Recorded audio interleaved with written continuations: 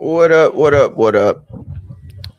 Uh, sorry, I'm still getting shit ready. Let's see.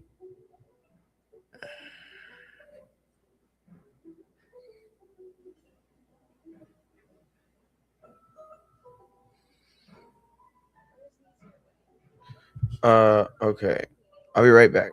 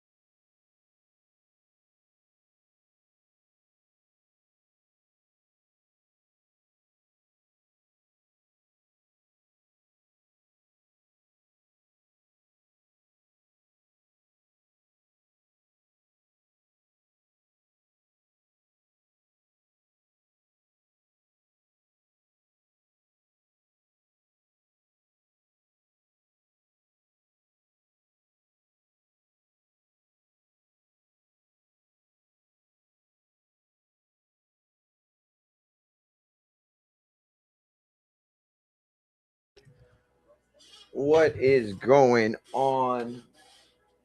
Mari Mungia here. Hold on, let me fucking. This shit is crazy. What is going on? Mari Mungia here in Fighting FX. We are live. What a weekend! Huge weekend. Still like catching up for it, you know. But we're gonna do Raw. We're gonna watch Raw. Oh, the Dante movie came out on Netflix. I've been waiting for that. Let's see. How much longer till Raw? About 15. Cool.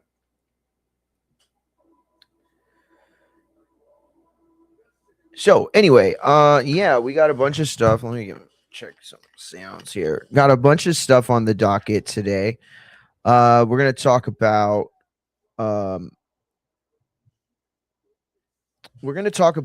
everything everything that went down this weekend in boxing, MMA, wrestling, of course. Last night was AEW's Forbidden Door show in San Jose, California. Um, Another long card for sure. The lateness of the start time, because I mean, 6 o'clock isn't a late start time, but it's like 7 o'clock, the main pay-per-view time, right? And so it's like 11, right? And you're like, holy shit, this thing has still got some juice to go. I will say this, right? I don't think you could watch all of Forbidden Door and say, oh my God, this was like the perfect pay-per-view or nothing like that. But what I do think is you could watch it and be entertained throughout various moments of the card. In fact, and we're gonna talk about this later, like, dude, our we had our my nieces, I guess, but the kids there this weekend, right? Mackenzie's graduated, so she's just being a bum.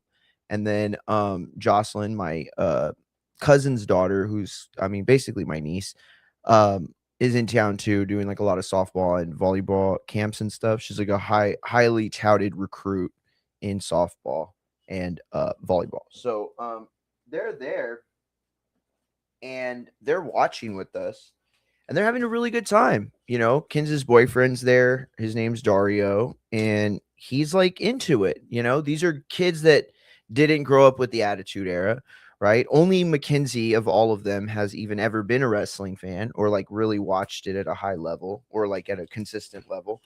And they liked it. You know, they liked it. They enjoyed it. And there was plenty to enjoy. We're going to talk about it all, including that crazy, crazy 12-man steel cage match.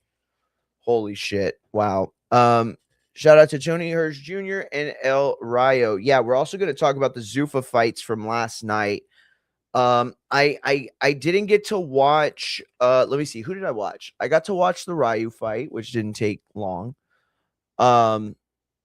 I got to watch the Kane Sandoval versus Brandon Lee, and that was for me the fight of the night. Not like it performed as that, although it did. It was like that was the fight I was most looking forward to. Because I've been covering this sport as long as I have. Brandon Lee's name is on a list of like several others. We're not gonna like mention everyone, you know, like, I mean, some of them rhyme with Spilianecki, or, you know, some of these people went to like colleges that rhyme with you know, Notre Dame, you know, things like that. Guys that never got tested, never, you know, they were built as these elite prospects and or these blue chippers. And so to see, and that was a big thing too. We're going to talk about that too. The Zuffa card. There was a lot of people within boxing that criticized this card. It was a good card. It was a very good card. But a lot of the older boxing heads, Dan Rayfeld was one of them. I remember a few others I can't really recall, but a lot of the people were saying that the Brandon Lee fight was a bad fight.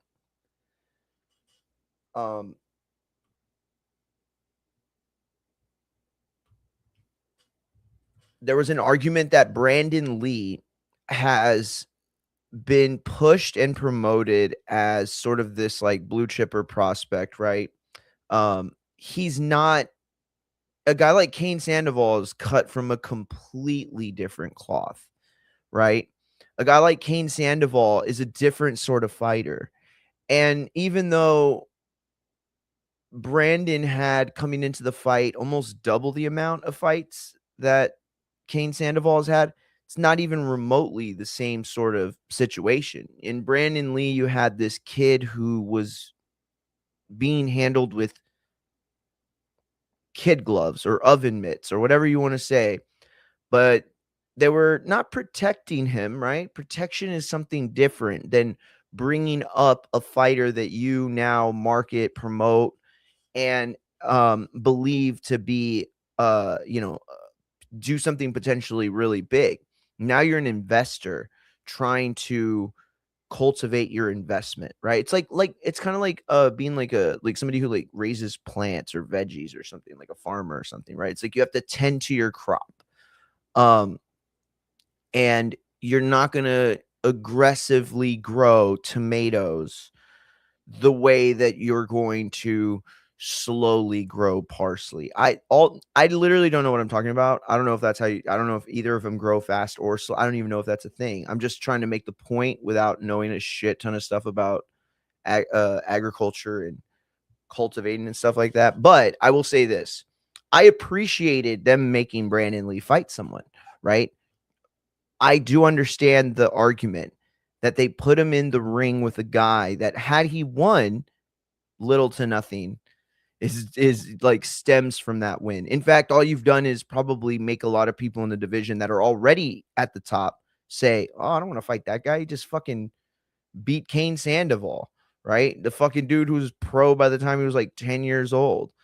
Um, it's just like growing up a Mexican American fighter versus like, you know, an Asian kid who they promoters seem to really believe in early. Like, those aren't the same two fighters. You're pitting two guys and all you're considering is their styles. You're not considering the maturity. You're not considering it's like there's like kids now today that throw like 97, 100 miles an hour in high school, right? You you don't believe those guys would come into the majors and strike out major league batters, do you? Just because they throw a top speed? Like, it's what do you do with that fastball? What do you do in the pitcher's mount when that batter steps into the box? What is that batter thinking? What does he know? And all those aspects for Brandon Lee go out the window, right? And in a lot of cases, it's what I said I thought Xander and Boots represented, right? One who's been pushed and has the ability to push through, and the other one, we need to see it done. And oh boy, did Boots prove it and get it done. PBC pushed Brandon Lee's hype with F-level competition. Zufo was only putting the hype to test and he failed. Yeah, I'll be honest, Alex, that sounds like Monday morning quarterback, like rationality, right? Because at the end of the day, either you brought in Brandon Lee to continue the sort of cultivation that was going on, or you brought him in to get him fed. Like, the idea that, oh, we're going to put these guys in like really tough matches, and then that's going to produce the excitement that fans are going to, oh, I want to see a boxing match. Man, it just feels like Dana, and I shouldn't put this all on Dana. I don't know that Dana's the mastermind behind all of this for sure, but I do know that UFC is not boxing, MMA is not boxing, and they can't be promoted the same, right? The only people who even seem to like agree or understand fully or defend the position of what Zuffa and TKO are doing in boxing are other fans of other Zuffa and TKO products, right? Or related Zuffa products under the TKO banner. And so if you can just look at it on face value, like I'm trying to do, right? Because I loved the fight. I just said it was like my favorite fight of the weekend, right? Because I wanted to see what Brandon Lee was going to do. But that's what I have the ability to do as a podcaster, as a fight fan. I can just sit and watch, right? If I was invested, if I had money, let's say that fighters work like stocks and they were invested into the fighter in the same way you can invest into stocks, right? There are no elements of this that if I were Brandon, if I was a person that has invested in the Brandon Lee career, oh, I would have been furious with Dana. Furious. And that from that perspective I can get, right? I would have called him and I would have said, "You're trying to make us fight a guy that you've not conditioned us to fight, nor has boxing conditioned us to fight, into a fight that we're not conditioned to look our best in." So I was like, what was that fight for? Who was it for? Was it for Brandon Lee? Because if it was, that was a really bad job. If it was it for Cain Velasquez? I mean, Cain Velasquez. We called him Cain Velasquez like 100 times last night. Is it for Kane Sandoval? Because you already put him in tough and he proved what he can and can't do right now, right? Was it for the fans? Because didn't sell out, it seems, Alex. And also, I don't know how many people are really watching. Like, UFC is obviously a huge promotion, right? I don't know how big Zuffa is, but I'd be willing to bet it is apples to oranges, peanuts by comparison. And so it's like, if you're wasting some of the best fights at a time where nobody's watching, how do you pay off on this stuff later? That's the only thing I can't you know what I mean? Like I can't resonate. Omar Trinidad was missing something last night against Anja. Yeah, he really was. He really was. He might need one more before potentially fighting Angelo Leo. I definitely think he does because Angelo Leo, is a guy who will push a fight in that same kind of way. And so if you're not ready for that, oh, you could drown. Champ, what's up, Chizzy? A lot of people dressed up like seats last night, Alex. For real. Folded. It was a good fight, though. Or how long it lasted, I guess. They exchanged like 3-4 times, and then boom, that was it. So I listened, and again, I loved it. I mean, a lot of people were disappointed in the Ryu fight because they thought it was going to be more competitive. Also, a lot of people seem to put money on De Los Santos, which, hey, if you watch this show, I told you not to, but not because I didn't think the money was there to be found, not at all, but more because that's what I expected. I mean, I'm not saying I expected a second round fucking fully exchanged flush knockdowns, square on his ass. Not at all. What I did expect, though, was the unpredictable in moments like that. And I had a feeling they were going to get into a firefight, right? Is what we saw with them, in before. So I don't know. Alex said, "You're funny, Matt. Funny like a clown." Goodfellas, good movie. That's the name of my brother's barbershop, Goodfellas. If you're ever in the Texas area, specifically Corpus Christi, go to Goodfellas, and I will make sure that he gives you a very good price. That does not taste like it has Mio in it. I like to squirt it.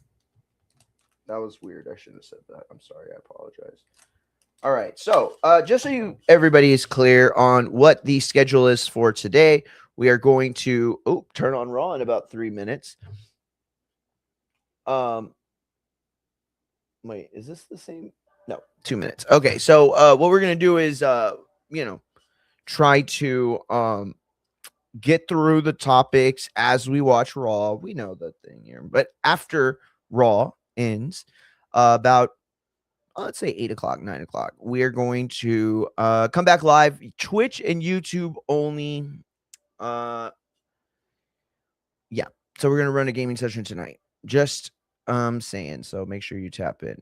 Matt said, "All I'm saying is you said, let's see, and I saw a lot of available seating." Yeah, there was actually. And, it's funny because I remember Alex did say that last night. Not at that moment, but I remember I was watching the fights.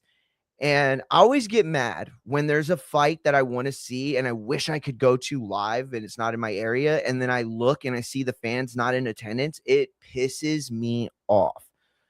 Honestly, it made me mad at some of the fucking fans when Sami Zayn won. It's like, dude, if you're not going to mark out, get the fuck out of the shot. Like, I get it. They're kids, but it's like, understand production, No, I'm just kidding. But so anyway, yeah, it was like I don't know, it's weird, but there were a lot of people not in attendance.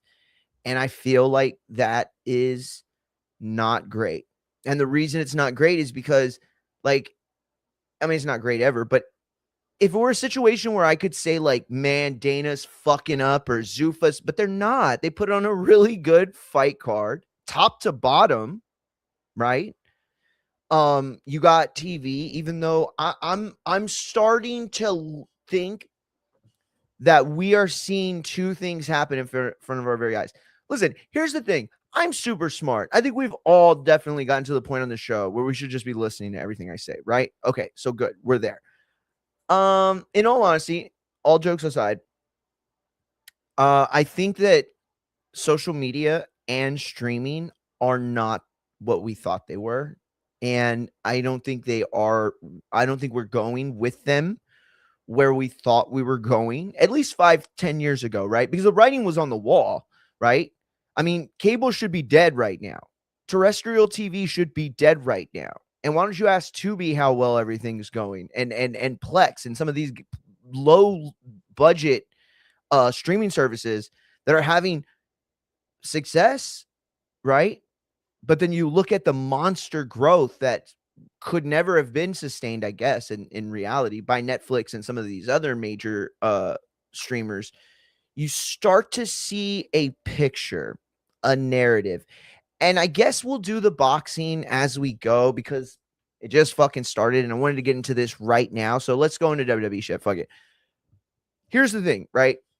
ESPN knows they overpaid for WWE, guys. This is the fucking listen. If you don't pay attention to the scoreboard, that's okay. That's why you come here, because I do, champ. I got the fucking score locked. Understand? On notifications. I know who's hitting a home run. Hey, I got that Sunny Great text like the rest of y'all. But at the end of the day, what I'm gonna say is this. I also understand what big deals have felt like in the past as it relates to WWE. I mean, this isn't the first time they got with Fox again and then back to USA. And back in the days, we could talk about TNN. We could talk about what was it called? CN? No, what was the other one? The CW. What did the CW used to be called? It wasn't CNN. That's hilarious. TNN is what I meant. But what was the CW called when they used to wrestle for that on that? Remember where SmackDown used to be? It was like a 3-letter thing, and it was like red, white, and blue letters. Kind of looked like the NPR logo, but for some reason, it used to be the CW, whatever the CW was called. Somebody help me out with that, please. Oh, and here's our 5 different recaps for the night, guys, by the way. Here's our 5 different recaps in 4 different languages, by the way. Shout out to the round Hell in the Cell AEW debuted last night. I actually liked it. I did. I think it's like not super tall where you could like pull off some of the stunts they did. But it's not like super short. Like if you've ever been to a house show cage match, they only have half of it. Like I'll never forget, I went to go watch Daniel Bryan and Kane in the main event of a house show with my brother and my niece. And Kane was like in the corner and he reached up to climb the cage. His hands were touching the top of the cage from the mat. I remember thinking, what the fuck is this? Why did they subject us to this?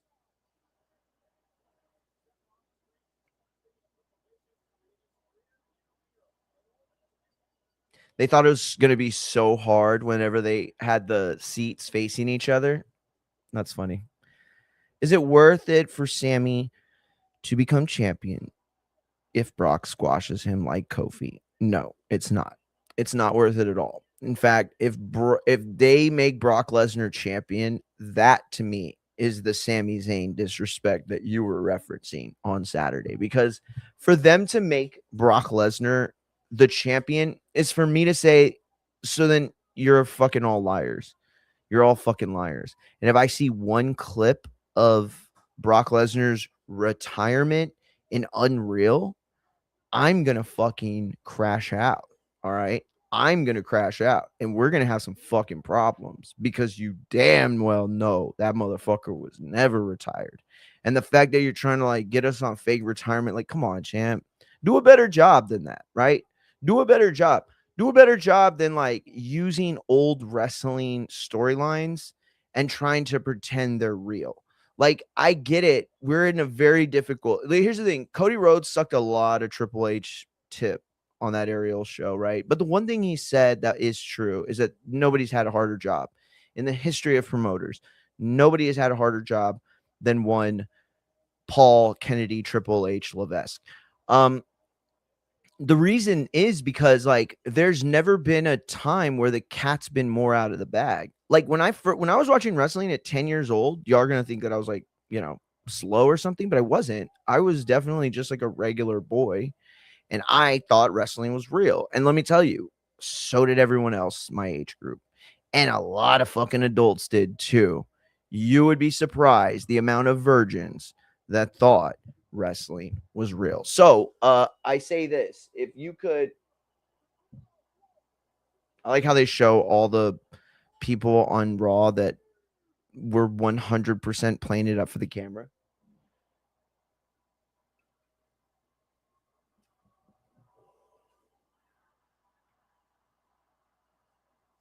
They're starting with Oba. Let me see. Sammy winning was pure fan service to the Saudis. Also, maybe a tactic to lay Roman versus Cody 3. Heyman is in his Vanville interview kind of hinted at it happening later. Wow. I haven't seen any of that interview yet, but we love CVV over here. But yes, make Brock champion again. I want it. Why? Why would you want that, Alex? It feels so like such a slap in the face to me, right? Like, because if you're like, oh, we're saying Brock is such a good wrestler, they could leave and stop training and stop having like who can do that? Like Jordan sucked balls when he came back right away, right? LeBron sucked when he came right back from injury. Tom Brady was fucking awful before he did get injured and was able to take some time off and come back for the Patriots. Like, I don't know. It just feels like we've been programmed to believe like, oh, the big star retiring, that's his angle. And then here's the world title.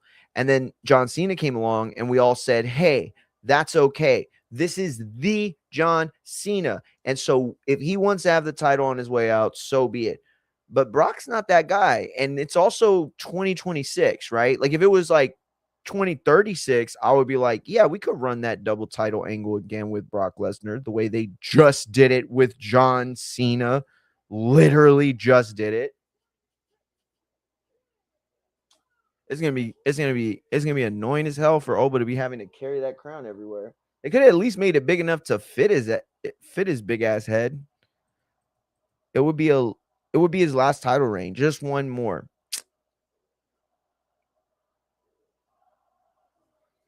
I don't know if I'd want it to not last long or last long. That's tough. Speaking of John Cena, he went bald. He did. Let me see.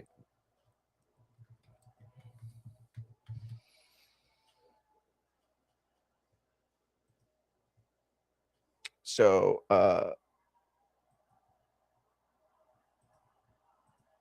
Oba's in the ring and John Cena's bald. That's right. John Cena, who is gearing up for the X-Men saga of the Marvel universe. He's going to be playing Professor X's steroided out version of himself. Not only does this version of Professor X able to walk, but he is a villain who makes it so the world he lives in, everyone else has to be in a wheelchair. So that's the no, I'm just kidding. I don't think that's a real thing. But I would say a movie role feels probable. Only because it's like, we live in the era of like just go get a surgery in Brazil or in Saudi and then wear a hat for a little bit, right? Don't embarrass yourself like this. God damn it. The beating of a king. All right, let's hear what he's got to say.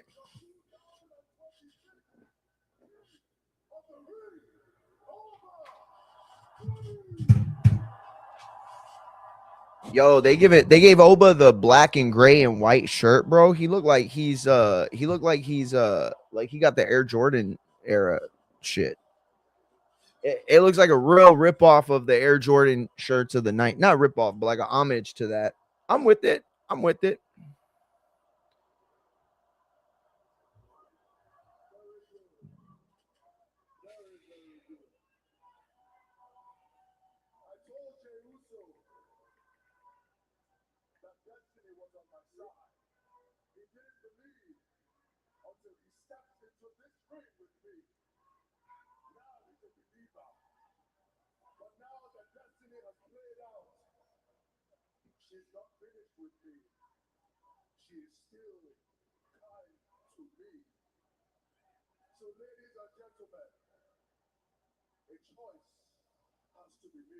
Yo, this is way too long for him to basically tell us he has a choice.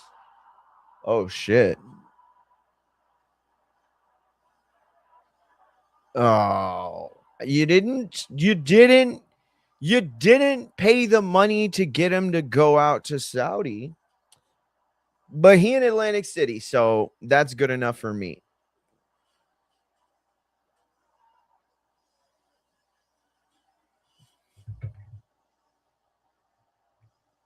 No, I don't think so, bro. But you could try. I don't care.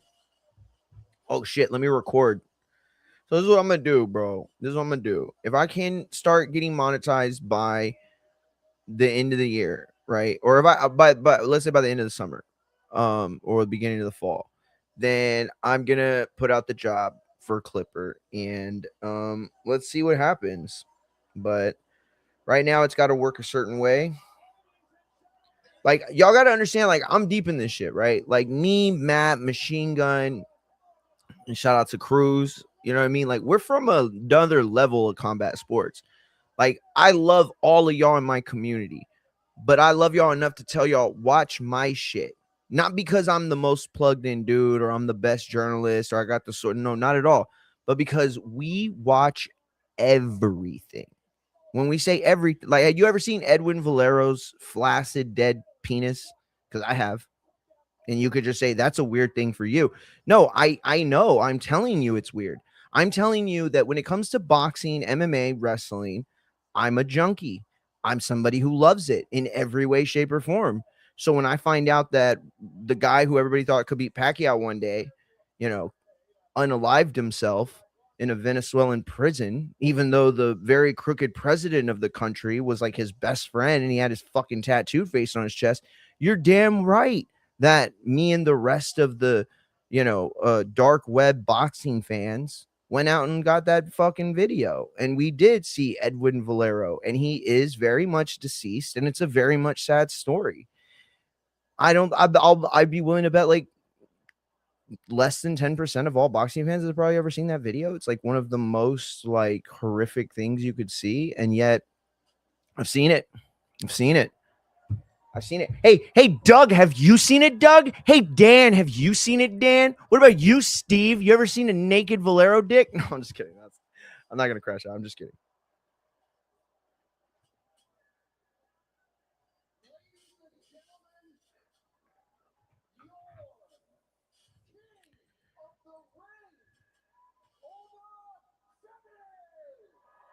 Damn, Brock's trolling him, bro. That's crazy work.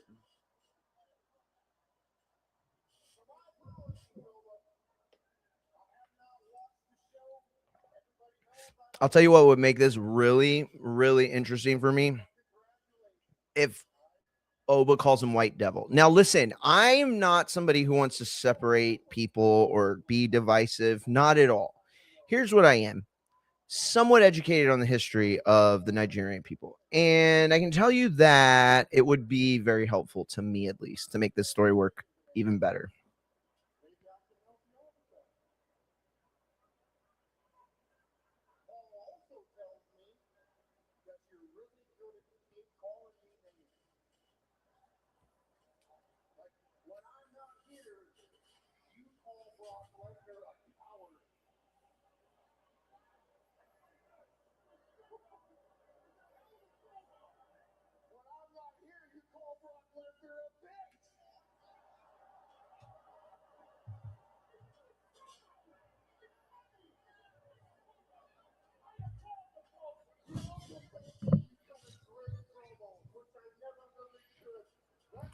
Hey, he also said your wife Sable was mid as fuck in the 90s, bro. That's also what he said, Brock. What are you gonna do?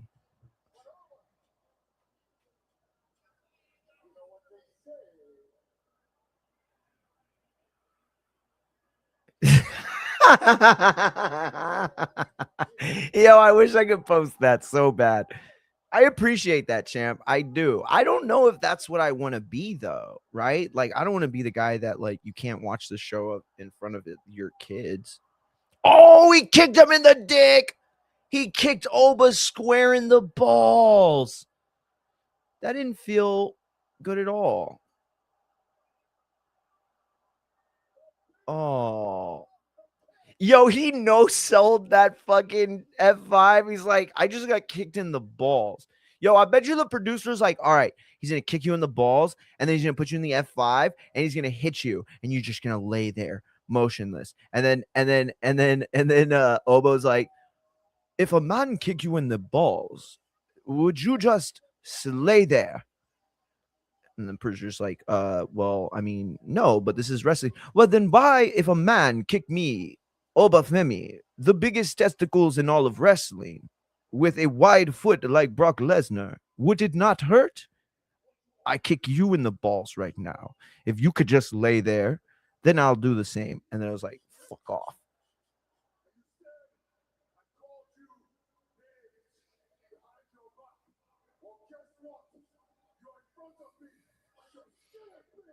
Oh, he called them the bitch again.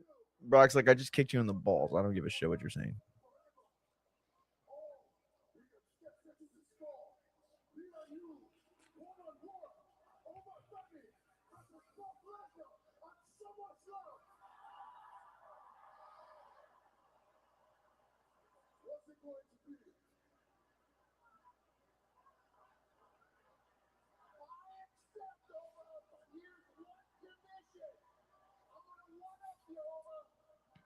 Okay.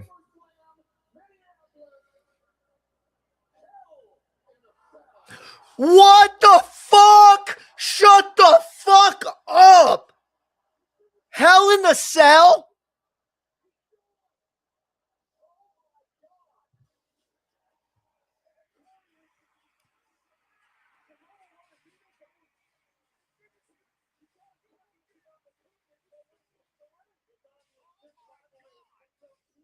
Yo, that's crazy.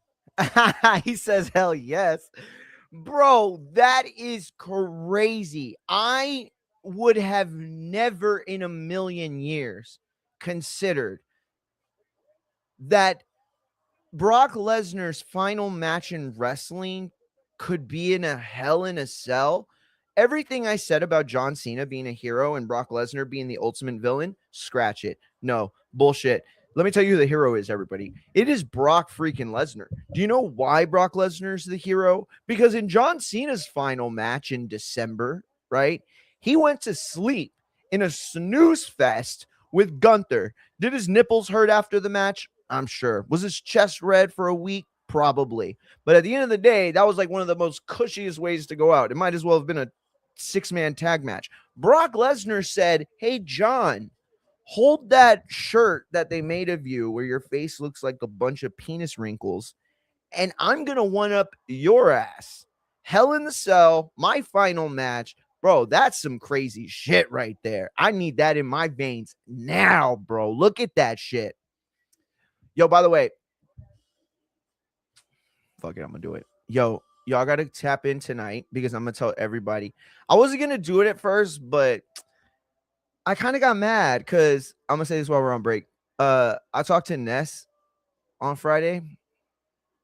I told Mex this story already, but I haven't told nobody else except for my wife and my brother and my niece and my cousins and everybody that was at the fight party.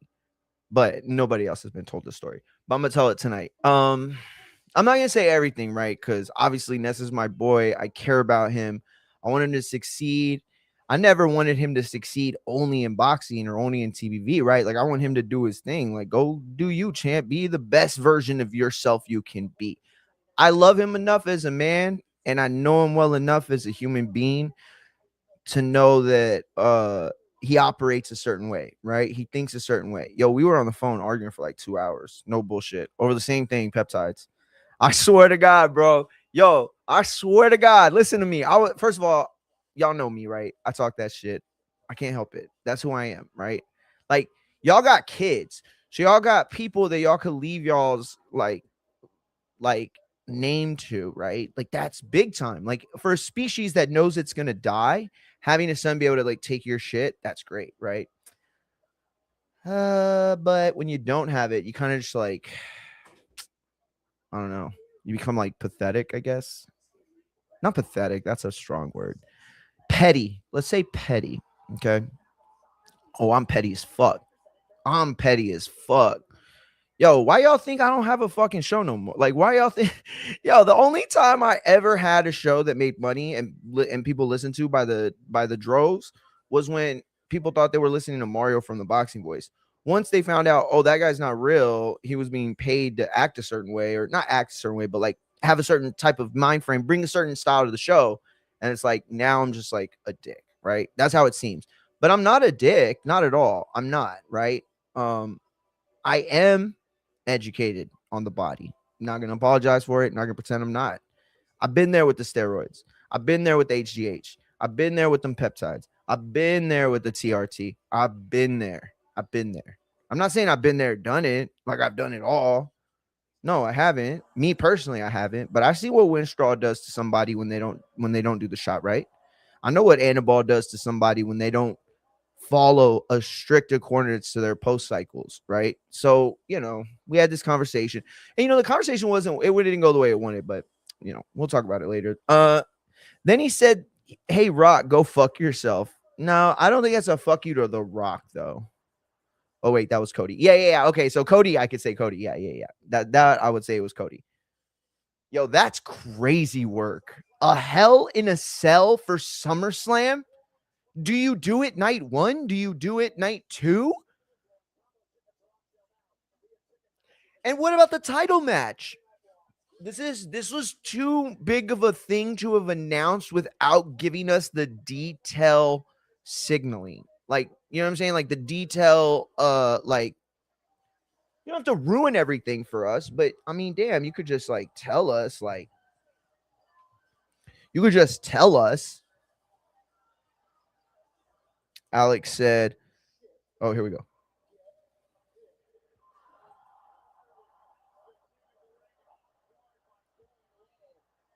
Yeah, he kicked him real hard. That size 15 shoe of Brock like went around the balls, drove like bullet train through the gooch, past the anus, and clipped them at the end of the crack on your way up from your ass. That's not just a ball shot. That's a crotch shot. And a crotch shot, you could never be the same.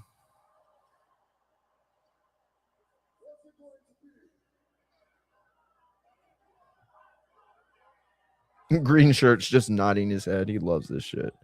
All right. Alex said, Liv and Io wearing short shorts means so much less when they wear bodysuits for one day to be allowed to perform for men who don't really respect them. Hate virtue signaling. The hell, you hate virtue signaling, but you just did it. Listen, I agree with Alex so much here. I did my best to stay away from the whole bodysuit conversation because my wife's already made it clear, like she knows me and she loves me. She also knows that sometimes I don't have a filter and can say things that I don't mean and it can be interpreted a certain way. So I didn't want to like get into it, but bro, Alex is actually super right.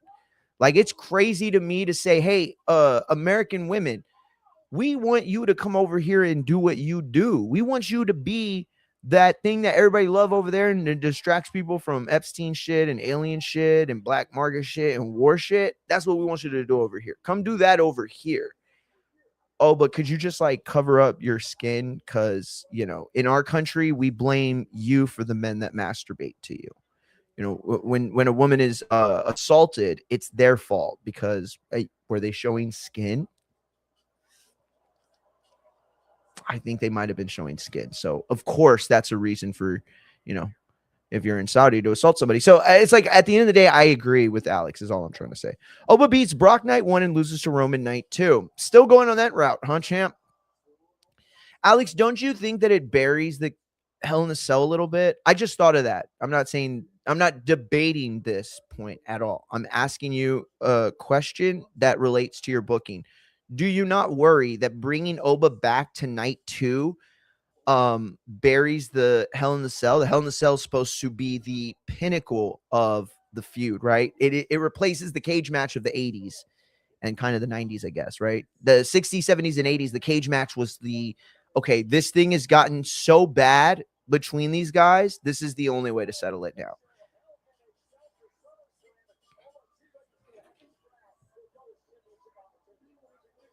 Whenever.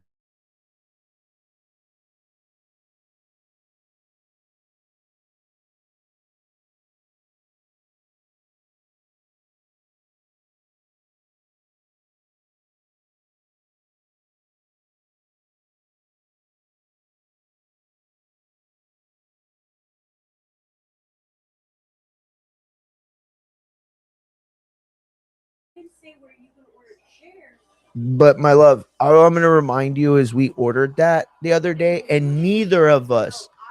When did you eat the next day? So are we ordering food for today and tomorrow, or are we just ordering it for now? I'm not saying you're not. I'm just asking. Is you're planning for today and tomorrow? Because you're not going to eat both of those things. Oh, okay. Okay. Well, I just want a bowl. I just want a bowl then. That's fine. She makes me mad. She makes me so fucking mad. Just order your fucking taco. Why does it have to concern me? Why do I need a taco just because you're getting a taco? Like, I'll have my cantina bowl and I'm fucking fine. Okay. I don't need the tortilla. I don't need the extra carbs. If you want them, you fucking have them. Sorry, guys. Sometimes I have to pretend y'all are Ash and I say the things that I'm thinking that I want to say, but I know we're just going to end in a fight. So appreciate y'all being that for me. Oba can obviously just choose to take his title match later on. Can he? Can he, though? Because I don't know. I call bullshit. Because here's the reason why. I'm just so sick of this. Like, things mean something. And when they mean something, guess what? They mean something. So guess what? It means something when you say the winner of the Royal Rumble gets a title match. It doesn't always the sentence isn't always finished by at WrestleMania because it goes without explanation. If we have to start defining title matches because other priorities take precedent, that's a burial of the title. I'm sorry. And the only way to me to actually fix this is for Oba to be like, if he's not going to do the Alex run, if they're not going to have him show up to Hell in the Cell, beat Brock, show up the next night, win or lose to Roman, which I don't think is going to happen, but at this point, maybe it will. Fuck. They can do all that. And all it does is kind of like emphasize Oba. Like, it's his full journey, right? Like, and also they're saying Roman and Seth is at SummerSlam. Matt just said that. Boom, he just said it. Or no, Roman versus Seth at SummerSlam. I put $5 on it right now. Yeah, I think that's going to be too. Yes, but not as bad as the Fiend versus Seth. Yes. Yeah, that's true. See how easily that worked itself out so Roman can wrestle Jacob again. That was a good one. Wait. See, pointing the Royal Rumble when they've changed that also. It was win the Rumble main event title match, but main event title match at Mania. Then it changed to just a title. Exactly. And that was like one of the things that I hated the most of this whole situation was that it was like, for me, the Royal Rumble to WrestleMania was the representation of what like the NCLS and the ALCS were to the World Series, or what the NFC and the AFC are to the Super Bowl, right? The West and the East are to the NBA championship. It is a like constant, like, the continuity just builds and builds. But then when you like take the fucking ground under the legs of those things, then we can't expect shit. And then how do we get excited for anything? Right? Why were people excited to see Brock Lesnar tonight? Because we don't know he was coming. He's not expected. There hasn't been any real mention of him in the literal sense other than Oba's promos and shoot promos, apparently. The rules can be changed if I'm in charge of the game, Mario. Wink, wink. Yeah, no, and I don't mind that either, but it needs to play out more than what just happened. Like, I'm fine with rules changing. I shouldn't have made it seem like I'm like, oh, I'm a traditionalist. Make it make sense, right? Make it make sense, right? Have Brock Lesnar say, all right, hey, I'll fight you at SummerSlam. But if I beat you, I'm not, you don't get no title match. Never. Maybe not never, but, you lose your title match, just for fun, just because I fucking hate you. Like, that works. I mean, not great, but it works, right?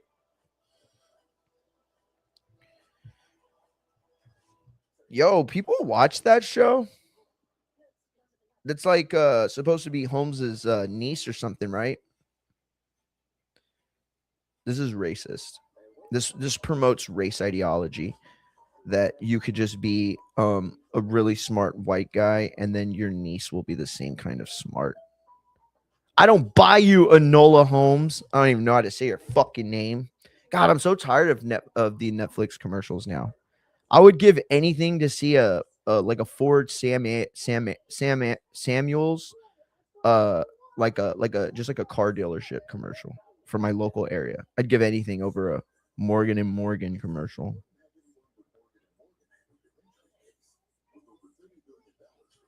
I met Morgan and Morgan, the old Morgan at it was a college football. No, it was just a football game. I think Cowboys. Yeah, he's a bitch. Yeah, no. I knew what you meant, and it did make sense, but I don't know. I don't think you should be able to like have a title match, like, because then it makes it feel like very Money in the Bank. I always felt like Rumble and Money in the Bank had two completely separate like stories, right? And they could be told differently.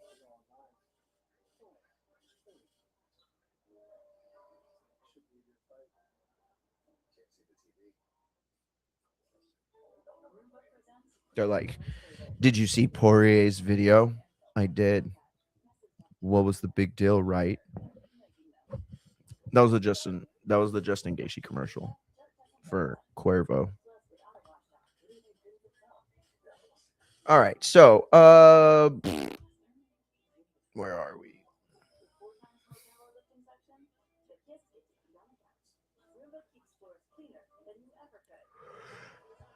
Oh my god. So tired today after a very long weekend.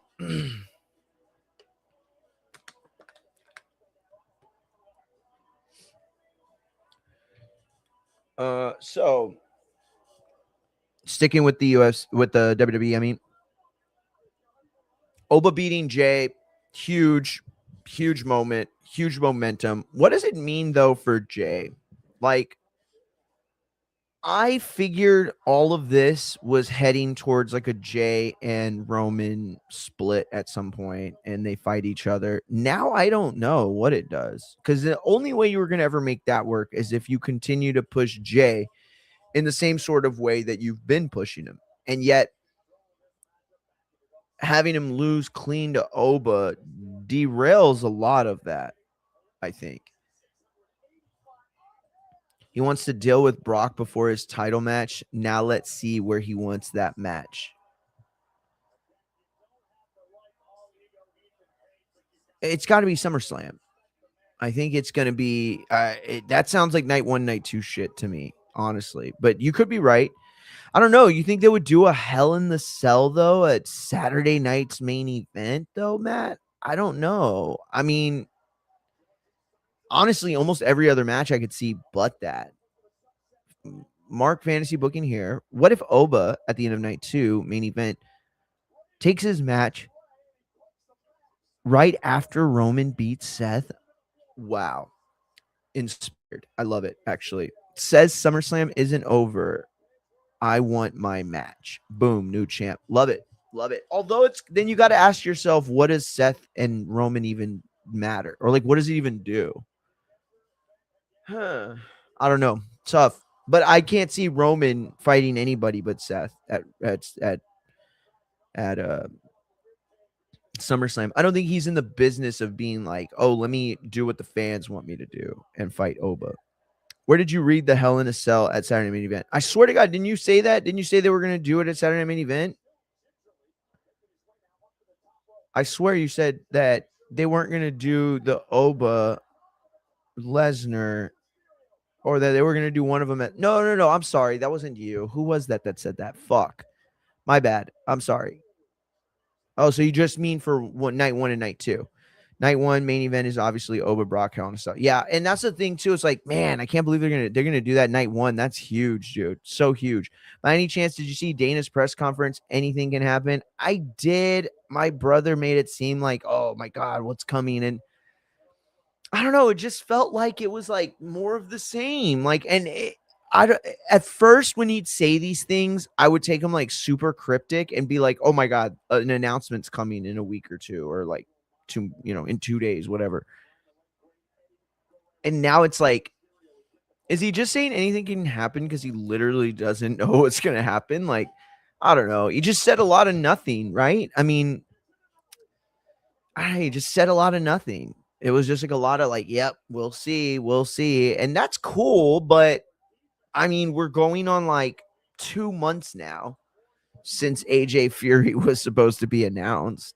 Also, what happened to that moment in time where Dana was just like about to announce the Fury fight, and then Fury is about to announce it at the White House, and then Fury's like, oh, I'm just going to let Dana do it. And then nobody did it. And then it was like, wait, so Fury just came to the White House? Like, that was it?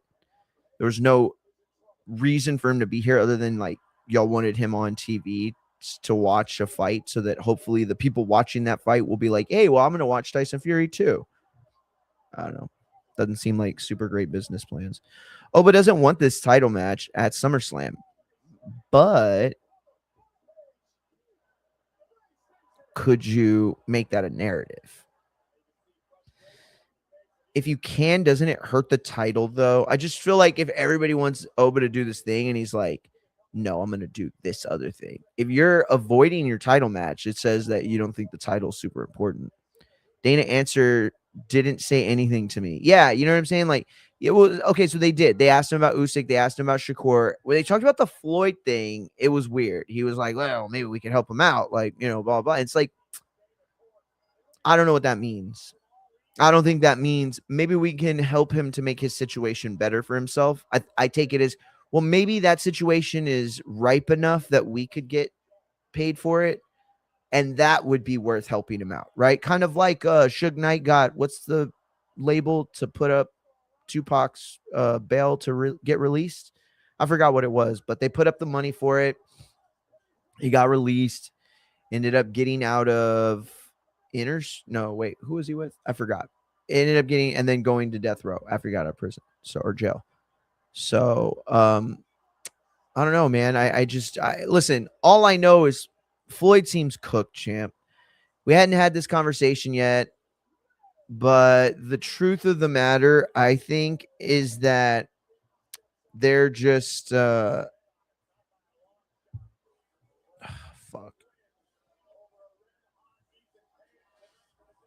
Damn, they just beat Ethan Page super clean.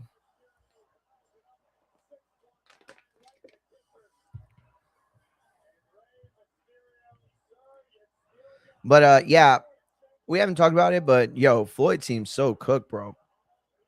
I mean, I can't imagine, and like maybe you can help me out with this. Maybe y'all can help me out with this. I can't understand a rationality to get around the scam that was clearly being perpetuated, right? If Floyd wants to come out and say, guys, you know that time that 50 was making fun of the fact I can't read? I can't read. I'm sorry to tell y'all this. I know a lot of y'all, my fans, don't want to believe this, but I'm actually really dumb. Really, really dumb.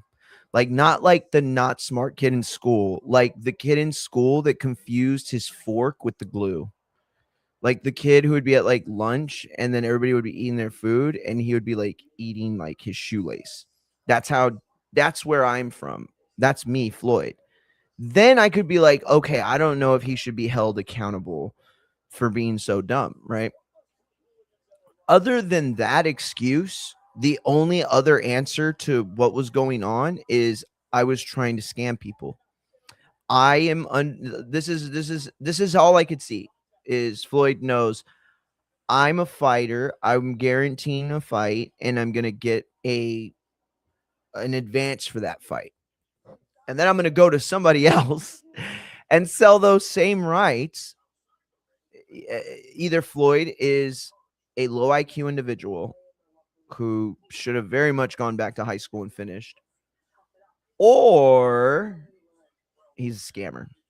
There's no way you could there's no argument you could make that would separate those two notions or rationalize them together.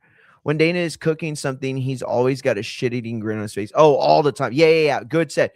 When he's like, shit, yeah, anything can happen. It seems frustration, right? Like anything can happen. I don't know what the fuck. But when he's like, we'll see.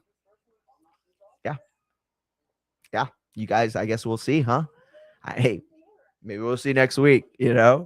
Hey, yeah. Maybe we'll see July 7th. Yeah, on Twitter, maybe. Who knows? Maybe it's my Twitter. I don't know. And it's like, yeah, he's gonna announce something. He's super horny. You can tell. No, maybe, and no at Alex. Mario, Eddie's answer for moving the fight was more interesting because of Turkey's pony. Oh, because of Turkey ponies up the money, they'll move that fight to the US. Yeah, that seemed like what he was saying from the beginning too. You know what I mean? Like he was like, we got an ironclad contract that says this fight happens in the UK. If you want to rip that contract to shreds and make a new one, that's cool. Just pay us for it. That was kind of like what I got. And it's like, yeah, you're going to have to pay us for fucking the contract over in the first place and being in breach, and then give us more money for you wanting to move it. Or we could not have the fight and I'll sue you for more money than I would have gotten from you anyway for breach of contract. So, yeah, Eddie seems to have them in a really good place right now. I'm not saying he's winning because how could you against Turkey at this point? I am saying he's a bigger problem than any of them, considered that he might be. Hey Mario, if Zuffa doesn't do 140, what weight is Hitchens fighting at? 147, I think. I think it's 147. Because the idea of being out of lightweight is like the reason for welterweight's existence, right? And at that lightweight class, you get a level of pop that is the heavyweight version of all the small guys. So, like, I'm not saying bantamweight should move up to lightweight, but they can, right? Featherweights, they can. We've even seen a guy in Manny Pacquiao come from, super strawweight to fucking welterweight, right? But the thing is everybody understands that welterweight is that money division. So when you're at a crossroads in your weight, welterweight's the answer. It's either welterweight or you're not making weight, right? And so when they introduced 140, it was because there was no more prevalent place for the best fighters in the world that were physically outside or had grown physically out of their lightweight division, but have not physically captured the biologics, to take the power up, to take the speed up, right? So when you fight at 147, you're too small, you're not strong enough. And when you fight at 135, you're not fighting because you're not making that weight, not even close. In fact, in the years following the final few weight classes added to boxing, there was a strong campaign from many top names in boxing at the time to create another division between 140 and 147. It was said during it was said during Gotti's career that he was the best 143 pounder in the world. Too big to fight at 140, too small to fight at 147. And if there was a belt that exists, sort of the way that the Bridger weight belt or Bridgerton, I don't know what it's called, is supposed to exist to close the gap between cruiserweight and heavyweight. This was supposed to exist for the same reasons. But ultimately it's just, there's already too many belts, there's already too much shit. And it's like basically all we're doing is creating a division where some of the people who are able to draw better have a place to like safely fight. Um, yeah. Okay, put your cards on the table. Go ahead and predict Floyd gets arrested. Let's see who's right. Well, see, but that's different though, because I don't know if he's gonna get arrested, right? It's not illegal to it's not against the law to like get you in jail to try to scam, right? Because he scams some people and will be held financially liable for that. I'm all but sure. There's no way they're not getting their money back, or at least not having a court demand they get their money back. But no, I don't expect he'll go to jail. I don't expect that we're gonna see this mastermind scam, thing that he came up with that's just like bulletproof. Like, you're either dumb or you're smart. Being dumb doesn't mean, oh, you're a criminal. No, you can be a fucking stupid person who's rich and made all your money, legally. And then you could be a super smart person that has made all your money illegally, right? It's probably much harder to make it illegally, knowing you have to evade the IRS and the federal government in the same way that all businesses do. And then yet at the same time, you have to deal with the black market and cartel aspects of it.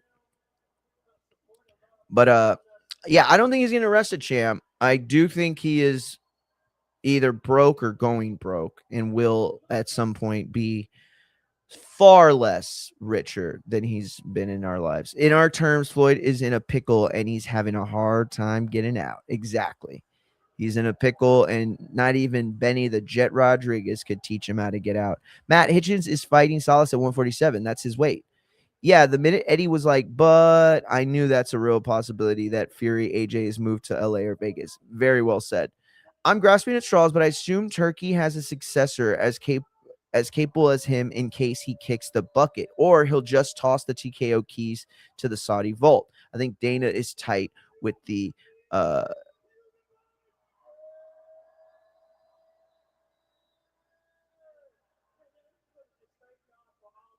why do they even give a shit about Joe Hendry? TKO, the keys to the Saudi vault. I think Dana is tight with the Prince.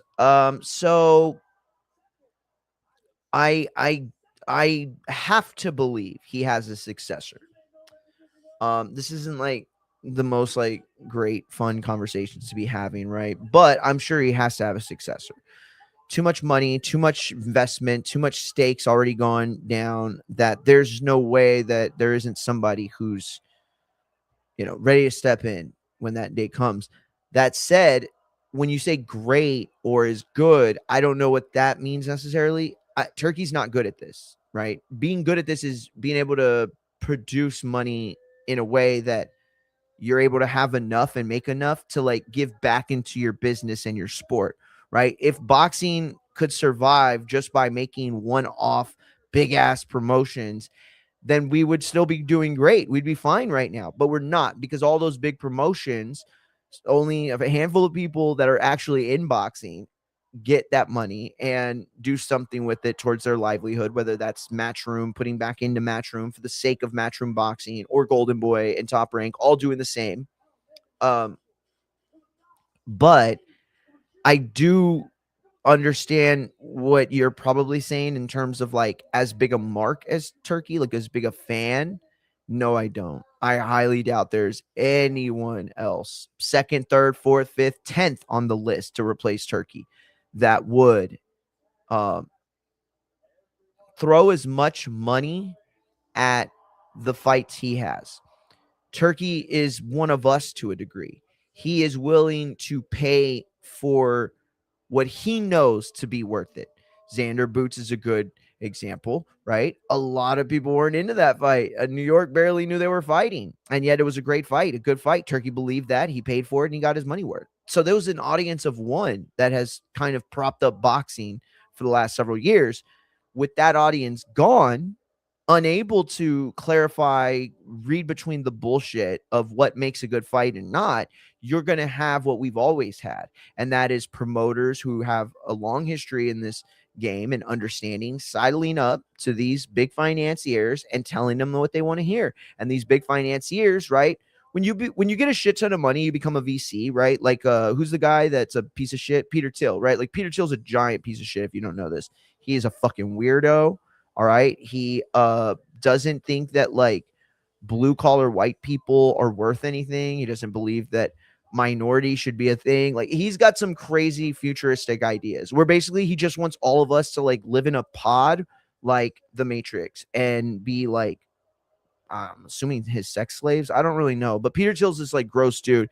He wants to own everything, right? Those are the kinds of people that like go around buying up shit. They don't know anything about music. They don't know anything about making movies. They don't know anything about making bridges or infrastructure, the fight game. They don't know shit, bro. I promise you. I fucking promise you. Machine Gun Matt knows way more about boxing than Dana White does. You know why that's true? Because Machine Gun Matt has been going to school every day for the last 20, 30 years of his life, watching the fights on ESPN, on Telemundo, on Zuffa, Matchroom, Turkey, China, Olympics, amateur, local, worldwide, national, regional, Golden Gloves, everything. And that has given him an education that Dana White can't buy, that Nick Khan can't buy, that Turkey himself can't buy. When you get to the point when you're no longer a fan and you just understand the sport, that's one thing. But when you're capable of getting super horny for a fight that you don't give a shit about the logistics or the money, that's the real shit right there. That's when you really are well off, right? That's when you got the real money. And so you got people, advisors telling you, right? It's like Trump, right? Trump don't really know shit about government. Let's be real. There's not a single interview nobody could show you that would be like, here's Donald Trump talking sensible about politics, infrastructure, whatever, law, how things work. Not at all, right?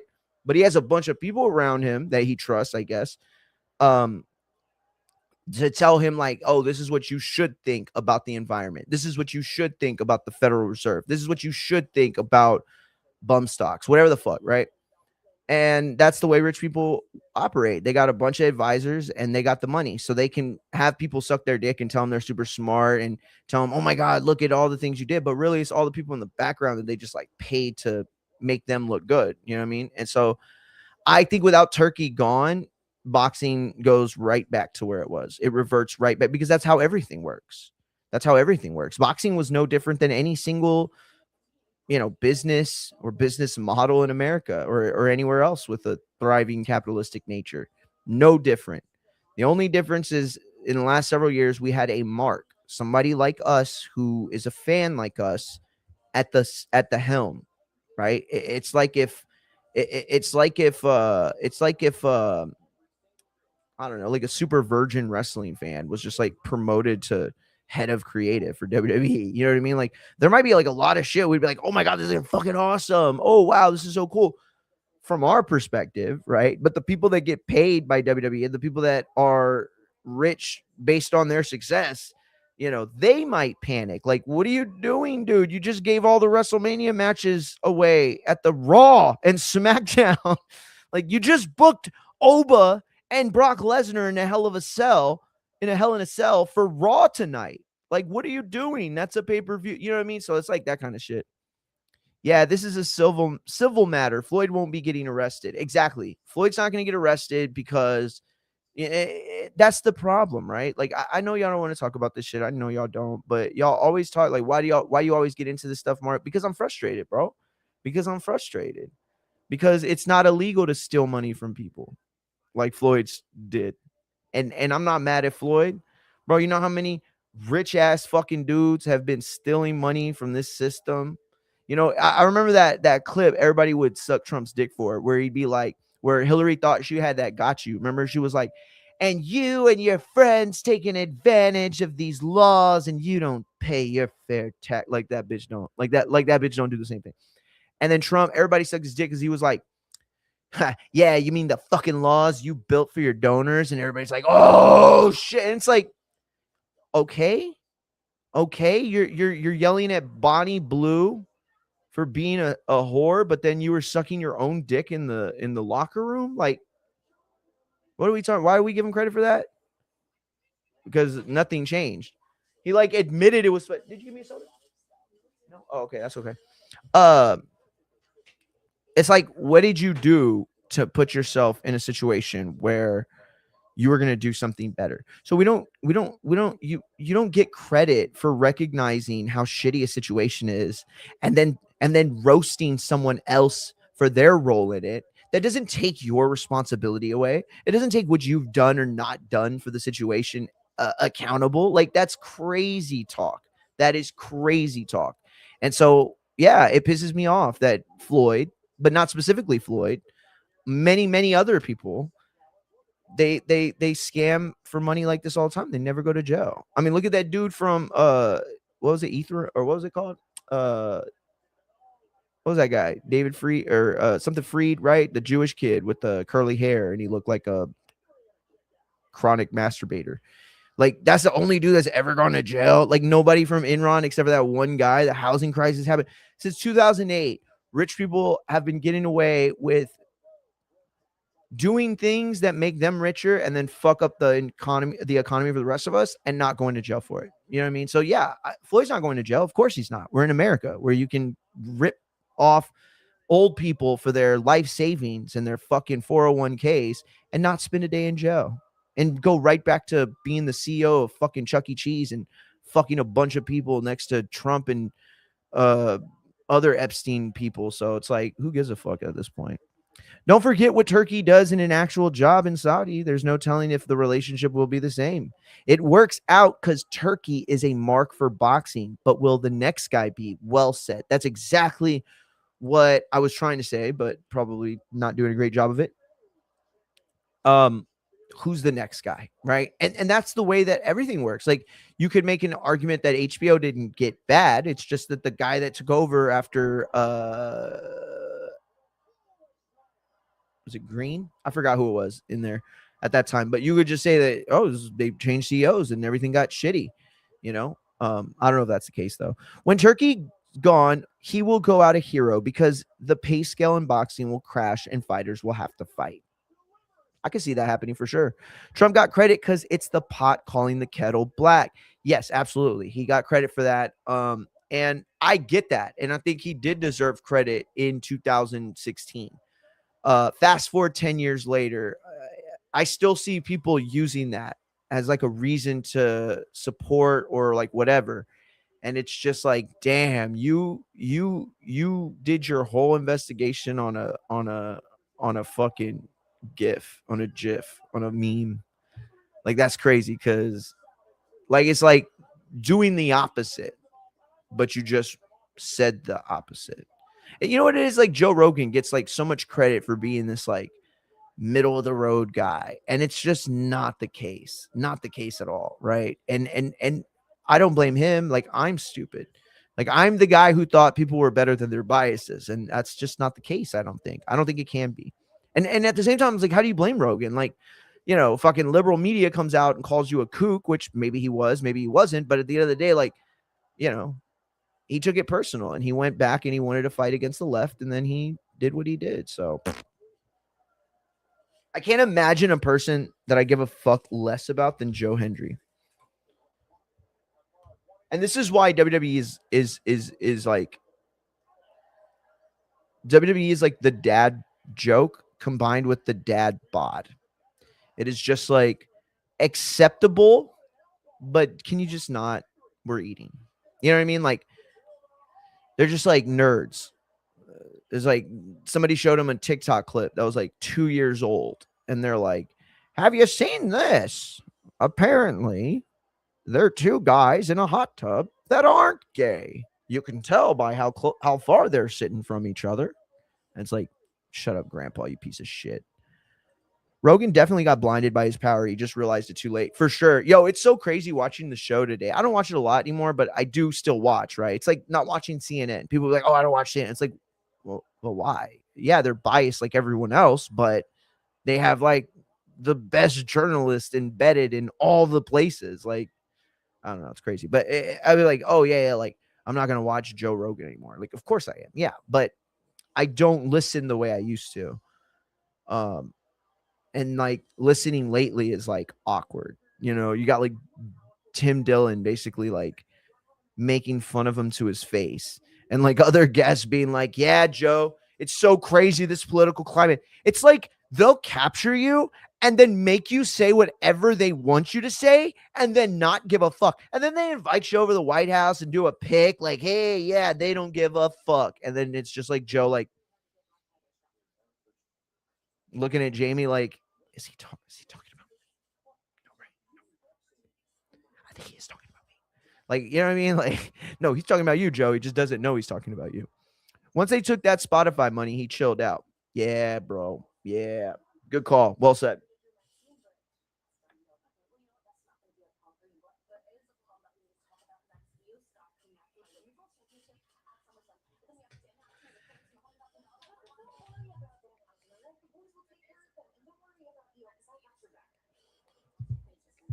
I'm sorry. This is the Judgment Day. I feel like I understand the creative team of Raw so well with just analyzing the Judgment Day storytelling over the last several years. They are like the quintessential like drama team, right? It's like the teams that like they're only together because it's chaos, right? Degeneration X, um uh who else? Let me see.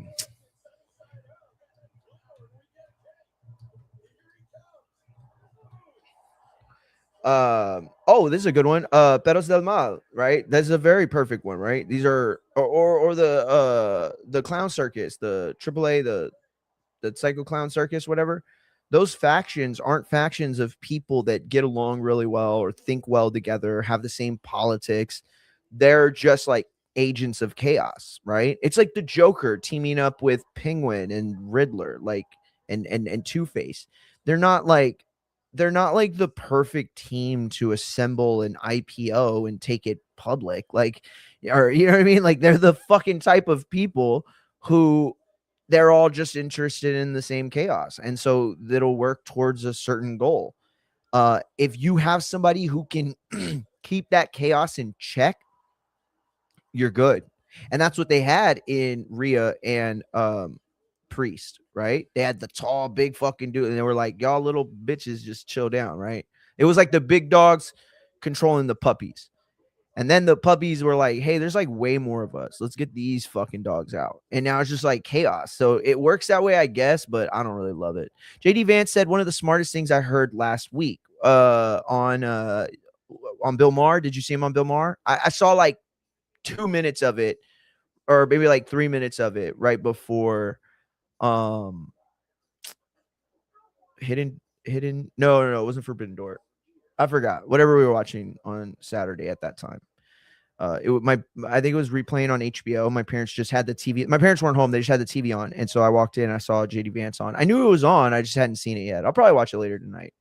But I'm not going to judge anything because I didn't really see it. But I will say that, damn, bro, I don't know how JD gets them fucking stone massage interviews, them hot stone massage interviews, bro. It's crazy. Even Trump don't get him like that no more. Bro, Laura Ingraham was grilling him. What? What are you talking about, bro? Here's the thing. Trump's done. He's done. The only people that still fuck with Trump are people that don't have personalities.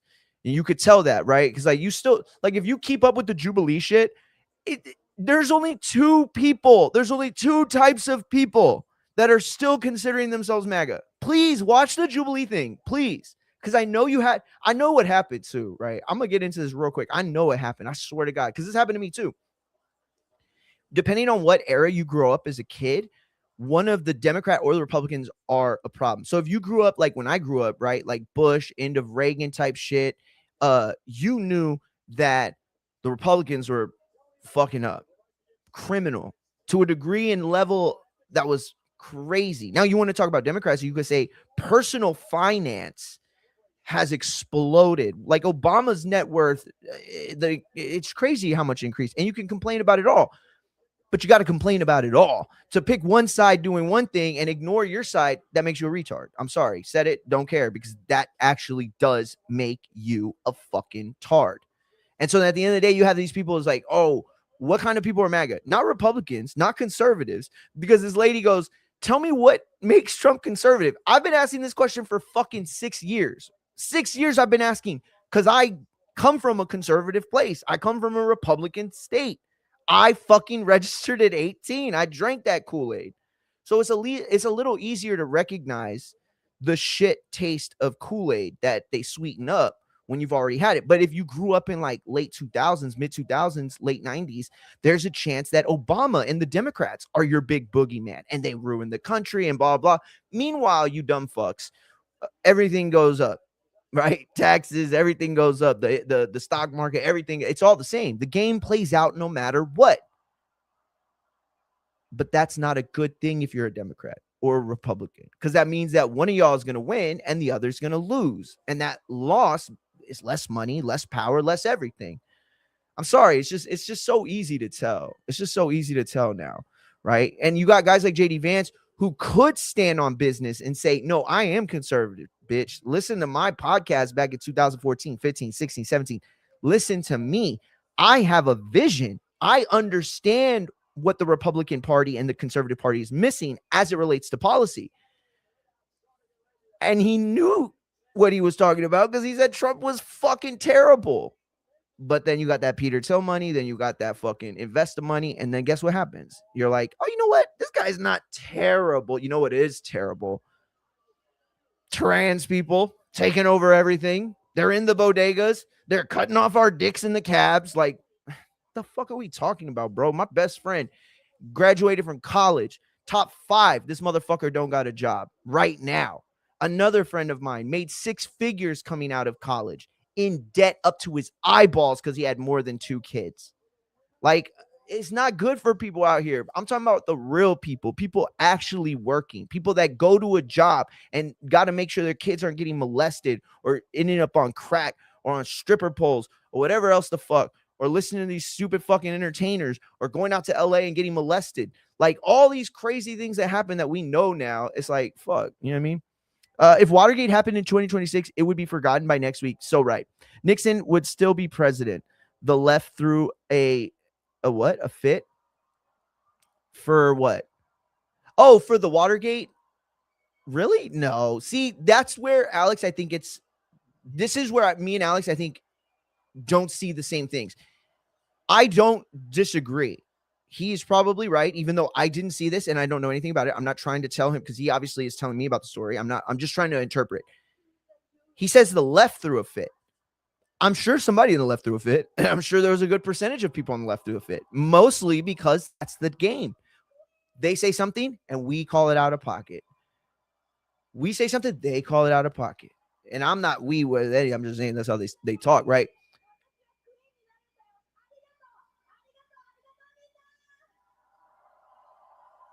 Yeah, that was weird. Io was yelling, and the phone and the TV speakers converged, and she sounded like a cat. She was going like that, what she does. And I swear to God, I was like, wait, is somebody's meowing under me? What the fuck? That was weird. Anyway, no, he's not wrong though. But it's not the left. It's not the left, champ. It don't work that way. I promise you, it don't work that way. I have been to enough of these little town halls to see that it's the farmers, that are starting to get pissed at the disrespect. Yo, when he said what he said about that actor or the director, what's the guy that made a Spinal Tap? I forgot. You know, his son killed him, right? Because he's a dope head. And the wife, or killed him. He killed his dad and his mom. Rob Reiner. Yo, everybody said fuck Trump after that. You know what I'm saying? Because it's like, you got to understand, it's like, if you're going to fuck with Trump, then you got to say that you're fucking with him because he's a Christian and he pushes Christian values. So then that gets thrown out of the way. And then you say, well, I'm fucking with Trump because he's a conservative. No, he's not. Then, you know what I mean? It goes down the list. So it's like, but I agree. People threw a fit, and that's fucked up because he's not wrong. If Watergate happened, it would. He's not wrong. You know how he's not wrong? Yo, I fuck with JD Vance on that one, bro. I fuck with JD Vance on that one. That was a small, listen, of all the things that people say JD Vance has problems with Trump right now in the current administration, and I agree with that. I know you could just tell, dude. JD is like, God damn it. I did all this work. I got smart. I got these fucking people to start listening to me, and then this dumb fuck comes and starts the war. You could tell that's the way JD's moving these days, right? But when you look at his tone and all that, he does that. He'll throw them shots. He's smart, bro. I'm not going to pretend JD's stupid. I'm not them fucking dudes who are be like, oh, you say stupid shit, but you're saying that stupid shit in a smart way that people are going to like. You know what I mean? You're doing it for a smart reason or calculated reason. But that's a shot at Trump, because never in my life, as long as I've considered myself Republican and considered myself ex-Republican combined together, I have never been paying attention to an era of political climate where a president on either side of the aisle can do the non-bid shit and just fucking float, bro. Those days are over, dog. Those days are over. And Trump must wish to God he won during them Bush years with Cheney, bro, where you could just do whatever the fuck, and the American people had no clue what was going on. You know what I'm saying? No, that housing crisis, it was probably manufactured. Because everybody was learning. Like, wait, we did what? We gave no contract bids to who? Wait, but that's Cheney's. So wait, how much money did Cheney? But Cheney didn't make anything, right? Because Cheney was still on the book. But obviously his best friend, the guy that was his best man at his wedding, wasn't still in charge of Halliburton. He was still in charge of And it's like, oh my God, this was so fucking simple. They started a war. They knew they didn't need to. And then they gave a bunch of money to their friends because they were still in those companies, and they got fucking retainers. They got everything for it, right? Here we are, 2026. You motherfuckers have AI. You motherfuckers have Google. You motherfuckers have 24-hour streaming news. And like, I swear to God, like, half of America don't even know. Half of America have no clue that Trump's sons are fucking literally robbing the shit out of the White House. That Trump is literally giving the most loyal best friends no bid contracts. You know, this pool, everybody wants to, why is a pool? Who gives a fuck? I don't give a fuck about a pool. You know why you should give a fuck about a pool? Because it just wasted $17 million minimum. There's a lot more money that's been wasted into it, but the overall ballpark in that one moment. And why was it wasted? Well, because did it need to get fixed? Absolutely. Did it need to be given a no bid contract? Fuck no. Let me ask y'all, what's smart? You own a house, right? The plumbing's broken. Do you just call any plumber and be like, hey, I got this thing broken, and the plumber's like, I'll fix it for $1,000. Wow, I didn't even tell you what it was. Come on over. No, your car breaks down. Alternator needs new. You're not going to be like, let me see, Yellow Page Russian Roulette. This one. Beep, beep, beep, beep. Hi, how much are you going to charge me for a Really? That's the most I've ever heard. I guess I got to pay it. No one else is bidding. Like, no, you're going to be like, oh, that's how much you're going to charge? Okay, cool. Then you're going to call another, hey, how much you going to charge? Oh, okay, that's cool. I can fuck with that. And then guess what you're going to do? If you're a smart businessman, guess what you're going to do? You're going to call that other place back. Hey, let me just tell you, bro, you could do whatever you want, right? This is your world, big dog. But I'm just telling you, them other dudes said they would do it for 3/4 of the price you gave me. Oh, word, you'll knock off 50%? Hell yeah, champ. Let me get you then. Go ahead and come on through. And them motherfuckers, listen to me. And them motherfuckers could show up, be at my door, knock on that bitch, and then the other company calls me back and say, well, they said 50. Yo, we'll do it for 1/4 of the price. I'll tell that motherfucker, go home right now. I don't fucking need you. I don't want you. Get the fuck out unless you're going to do it for fucking 10%, because them motherfuckers are doing 1/4. I don't have no loyalty to you, champ. None. We might be friends. We might be best friends, but this is my pockets. This is money. This is business, champ. And I'm going to stand on business. Where was that shit? Where was that shit? Because y'all said Trump was a businessman. Now, I knew he was a fucking crooked piece of shit that made all his money by stealing, but y'all said he was a businessman. Where's the business sense in that? I'll tell you where it's at. You're fattening your own checkbooks. You know who's ahead of that company? You know who had just put in a $15 million investment into it? Trump, son. The war starts. No big contracts go to a drone company. You know who helped take them their IPO? The Trump kids. That bitch was worth estimated, they said $12 million company. Now they're like an estimated $1.2 billion fucking company. People have made generational wealth, and y'all don't give a fuck. Y'all talking about, oh, Obama made this in 2010 and then made this in 2000. Yeah, he's a piece of shit for that, but he's going to feed his kids probably, right? He's going to be all doing all this shit. He ain't taking it from my pocket. I'll tell you that right now. Do I think you should be able to use the presidency to enrich your own personal wealth? Fuck no. But at least that motherfucker waited till after he was out of the press. Yo, this motherfucker, this is crazy. Y'all got me tripping shit. I'd chill out too if they took a couple of $100 million from me. Hell yeah. I wish Dom would just split off already. They suck. Not even with Liv either. Just go solo. Damn, for real. I like him and Liv. I just think it's played. The storylines are played. Like, what are we doing here? What are we doing here that we're gonna go ahead and run the same Liv, Dom, Finn Balor shit all over again with Liv and Raquel? Like, what are we doing? Explain Betos them out to me. Why is Daga their leader? So, okay. I'm gonna be honest with you. The dogs of evil, as they are called in English, they are a I'm gonna say relatively new faction. Okay. They're not new, but they're relatively new. When you think about like the Bullet Club and you think about like some of these other places, they're new as well, right? So they popped up, I think it was 2008 CMLL. You know what? Let me go to the. Oh, you know what? You asked me this question the other day, Alex, and this is how much respect I got for you. I actually put it in my things to talk about list, and so I have my research from there. Let me pick it out. Let me see. Mario, what do you think the actual rumored name for Usyk, Wilder, and John Jones? So wait a minute. Matt, please, can you tell me this? I saw an article that mentioned Usyk, Wilder.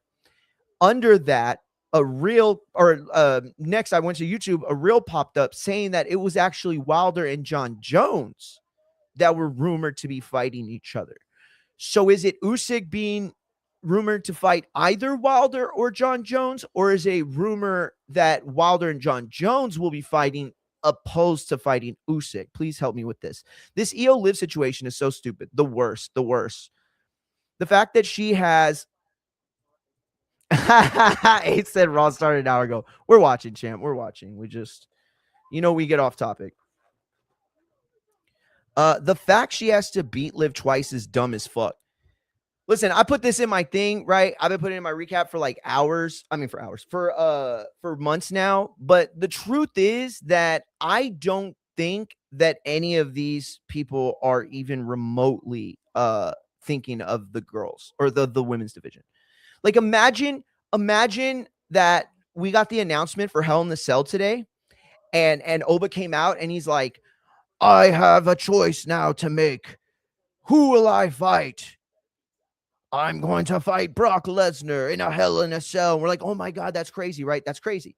But now let's go to a timeline, a universe where he beat Brock Lesnar at Night of Champions to face Brock Lesnar for the title at SummerSlam. You see what I'm saying? Like, it's stupid. Imagine if Seth Rollins, instead of fighting Braun Breaker, he beat Roman Reigns in a non-title match in a steel cage, and yet they're just going to do it again. Like, I'm sorry. It's bullshit. Coppinger said Usyk and Wilder, John Jones is plan B. Usyk next opponent is going to be Wilder or John Jones. Appreciate you guys. Yeah, Usyk and John Jones sounds like hot diarrhea running down your leg. You know, when you're at the golf course and you you worked all night and then went live all night and you've only had like an hour and a half of sleep, and then they start giving you like a shit ton of Michelobes and you haven't eaten and all you did was have like 2 protein drinks that were the size of the ones that I always drink. Yeah, it's like that. Okay, so like imagine you just finished the front 9 and then now you're like, oh my god, I have to take a giant shit, and it's on your leg and it's super hot and you're like, oh, not good, but you did shit and you knew you had to shit. You get what I'm saying? It's kind of the same thing. It's like Usyk deserves this run. He deserves this era in his career. I don't know if boxers should have this era. I don't know if it's good for boxing, but it is financially lucrative for a group of men who participate in a sport that often does not take care of the participants, specifically long term, despite what Mauricio Suleiman and WBC might have you believe. So I don't mind Usyk going out and getting his money the way that Floyd did, the way that De La Hoya did, the way that Manny Pacquiao did, the way that Logan Paul did, the way that fucking Tank did. Well, Tank's kind of different, but I don't mind them getting their money that way. I don't at all. That said, if I had to pick, I would pick Wilder, and that's it. I wouldn't even have Jones as a plan B. I mean, I know Coppenger's saying that's what's going on, and that's fair. That's cool. That's smart. But as a fan, I think the Usyk John Jones fight, yeah, I think I accurately called it. That's hot diarrhea running down your calf, stuck in between the leg hairs that grow alongside your shin bone. Just hot diarrhea. All right, Jimmy Uso live coming down. And I can't think of anybody right now more than Jimmy Uso that needs a win, that needs a clearer sentiment than Jimmy Uso. Jimmy Uso. And it's like him and LA Knight. Is this just a thing we're doing? Like, is WWE just trying to see how long they can run this match and feud before any of us will say anything at all? And then this is another problem. How do you send Jey Uso out there running the same cool guy gimmick when he got his ass beat? Like, he's not mad, he's not disappointed, he's not worried that he upset Roman or didn't fulfill the obligation that Roman gave him to win the King of the Ring. He's just going to come out and yeet with the glasses on and not wear a shirt. And then LA Knight gives a shit about him for what? He lost the match. Ah, fuck, dude. This is crazy. It's like it doesn't even matter.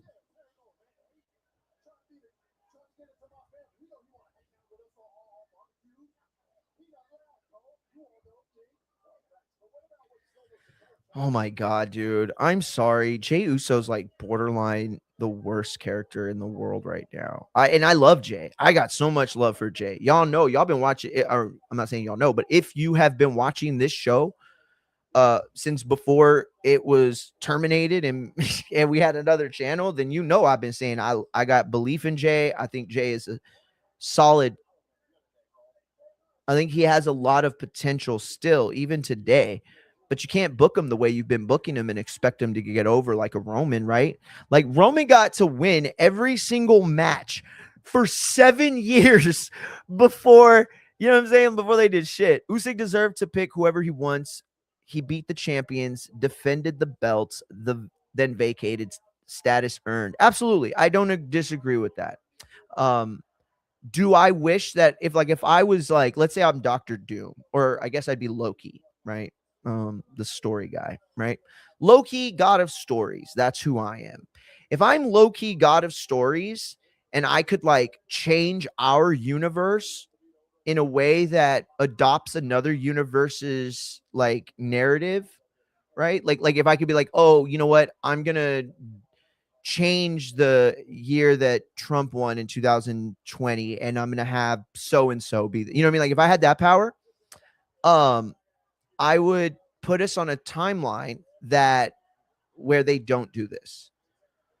where promoters, when they make a certain amount of money off of a fight, they should have to be indebted to that fighter. I'm not saying they should get like full points or anything, but I mean, when you're Craig Biggio, Jeff Bagwell, you are the Astros, right? People are fans of the Astros today because of those guys. And even if you don't know them and you grew up later in life, those guys paved the way for the Lance Berkmans or the Carlos Correas or the Altuves, whatever, right? And it's like the Knicks, the same thing, right? It's like the same fucking thing. You got Brunson, you got all these guys, and I don't know, it's just so different with wrestling, really combat sports in general. Big Jim making money until the breadwinner of the family comes back. Yeah, I guess I wish he could do as interesting shit as she did. But yes, after what you just said, we should have known you like Jay. Yo, you're messed up for that. First of all, I love Jay. No, I'm just kidding. I did like Jay a lot. I thought he deserved everything he's gotten. I don't believe they're utilizing him at his best. LA Knight is just like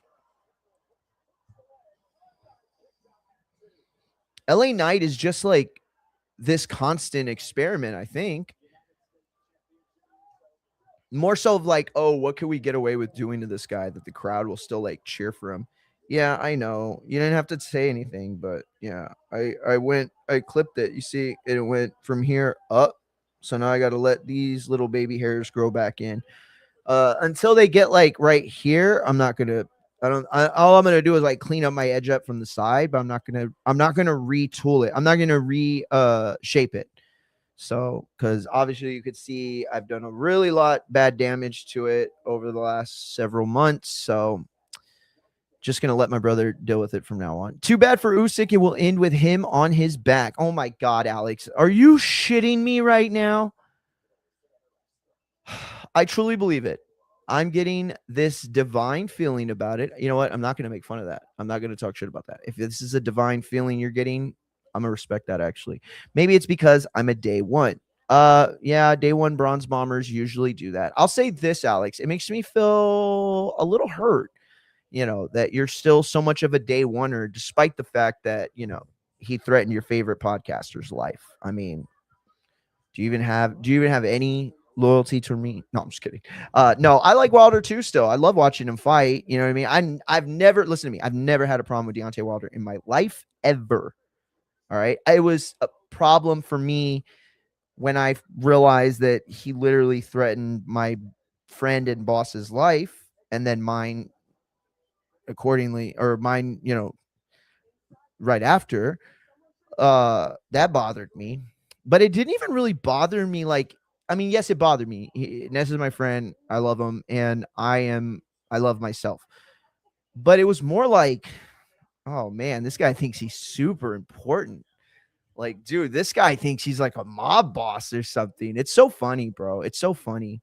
Maybe I'd be scared of that shit if I didn't grow up in Corpus.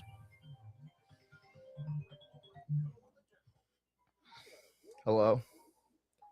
Hey, what you doing? Live. Now you are too. Oh, okay, never mind. What? Well, what time are you gonna end the live at? After Raw ends, probably. And then Why? you're gonna run? Yeah, why? Oh, because I was wondering if you could. I'm so bored. Yeah, can you get a ride over here? I'll see because they've been cleaning. Okay, we'll see if Papa can give you a ride. Tell me you were going to spend the night, and then that way you're over here when this happens. Because I'm live. I'm watching Raw. I'm covering it right now. Okay, bye. Okay, bye. This is how you know she's super fucking bored, because that is the first call during the week that I've gotten from her since she's graduated high school. Literally. I called her on that too this past weekend. I was like, dude, when you were in high school, when you were in school, you called me every week.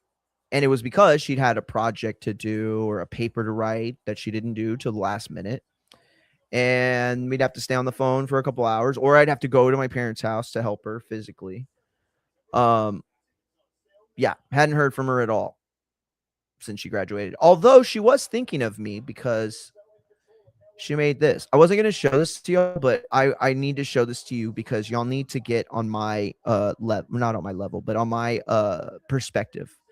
We need to immediately demand that AI is not legal for the summer for kids. So when the summer starts and there are kids about with AI, they are to be instantly stopped and kicked off the app.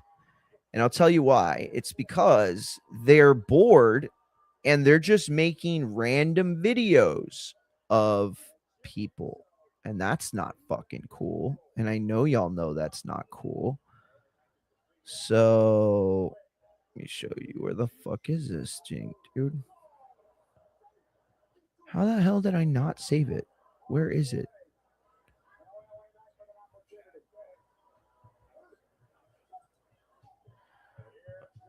You know what, though, Mario? It would be poetic if Wilder became the one to beat Usyk, making him the lineal champion. That would be, oh man, honestly, if that happened, I swear to God, I would lose so much respect for the heavyweight division.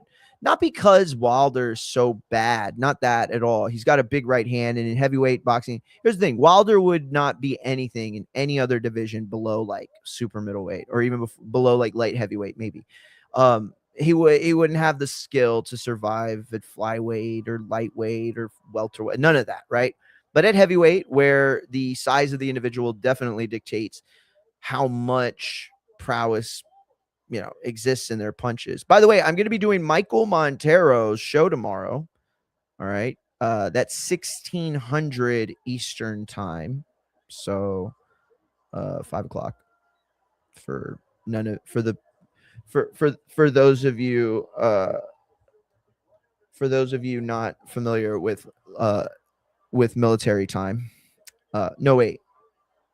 5 o'clock? 4 o'clock. 4 o'clock. Yeah, 1600, 4 o'clock Eastern. So 3 o'clock my time. So 4 o'clock Eastern tomorrow. I will be on Michael Montero's show discussing the relevancy of this weekend's fight between Xander and Boots. But you know what, guys? Listen, I love Montero, so obviously I'm going to come and try to bring my A game. But I'm going to do my best to try to get some wrestling talk out of him or something. I mean, he doesn't watch, but you know, he's a smart guy, right? He's like from an older generation, right? He's not going to put his foot in his mouth, so he doesn't like talking about things that he himself doesn't like consume and I get that, and that's smart. Honestly, that's people don't like me because I do that a lot. Right, a lot. And honestly, I think that's why me and Ness got into such a big fight. He just assumed like I was just talking out of my ass. But it also pisses me off too, because like I took steroids when I was in the Boxing Boys, and I told him all about it. I tried to convince him to take hormone replacement therapy and TRT like since like 2015. He got me so mad. At one point, he goes, "Hey, what about you, man? You've been taking steroids for 20 years and you look like shit." So I got mad and I started sending him pictures and videos of me like when I was jacked and lifting weights. Dude, it was like the gayest thing I've ever done. Or not it's I don't know if it's the gayest thing I've ever done, but it was certainly the gayest thing I've done this year. I like woke up on Saturday at 10 in the morning. Or it was probably like closer to like 9:30. I didn't get out of bed till 10, but I woke up like about 9 o'clock. And I woke up and literally it was just in my mind. As soon as I woke up, I went to my phone. I found a picture where I thought the most jacked. And then I found as quickly as I could, like a deadlift that I had, that was somewhere over 315. And I sent them both to Ness right away, like a gay man who's trolling. That's how triggered he had me. And then you want to hear something funny? He was like talking shit. He's like, "Yeah, you were fucking strong fat. You're just strong fat. You never had a six pack. All you had was shoulders and chest and trash. You never had a six pack." Dude, I got so mad at that point because I'm frustrated. Like he's talking so stupid. And I'm like, I literally got into at this point, he had me on FaceTime. I brought the phone this close to my face and I go, "I didn't ever want six-pack abs because I'm not a fucking homosexual who wants to look at myself and imagine another face on another dude and another dick." He was just like, what the fuck? It's like done, dude.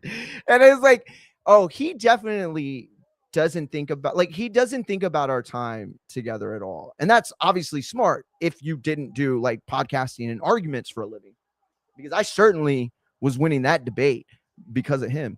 Think about it though, Mario. Wilder finally does it. He's the man at heavyweight, but no belts to show for it. No O to show dominance.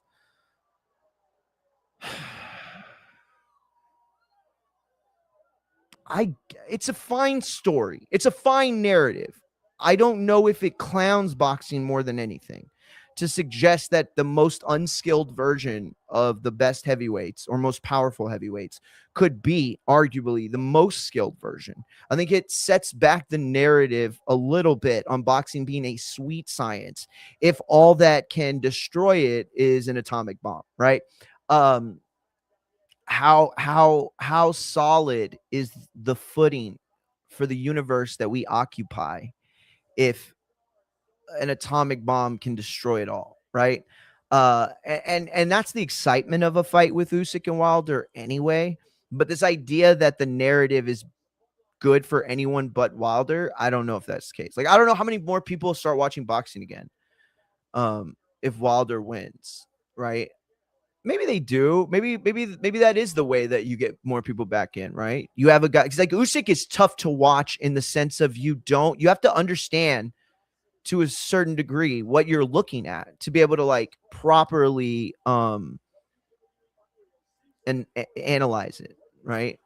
Like if you can't just watch a fight and see who's winning, like Boots and Xander, you can watch that fight and then you can say, okay, well, somebody's a level above the other. But I can show you their fights against other people and bag work and mitt work and all that shit. And you couldn't tell me for certain, not at all, right? I don't know. I just don't think it's like the best. A king with no physical crown. That is a good narrative.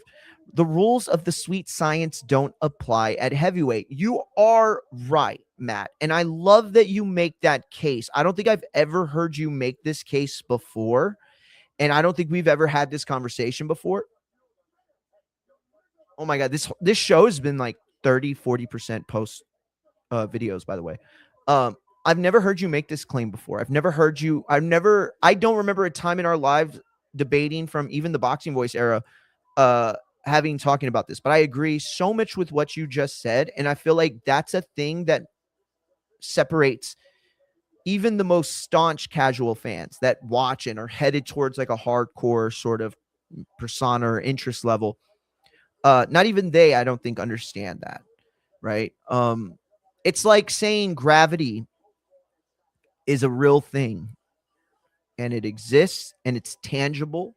We understand it to a degree, right? I mean, we actually don't understand anything about gravity, but from how we as humans operate with it, we do understand that much, right? And it's like saying, oh, Wilder winning is like the equivalency to like measuring gravity in like on like a black hole, right? Or on like one of those giant planet suns that they have out there that are like a quarter the size of a smaller black hole. Like those things produce so much gravity. To be able to like try to measure gravity in that situation tells you nothing about the science of gravity as it relates to how we deal with it on Earth, right?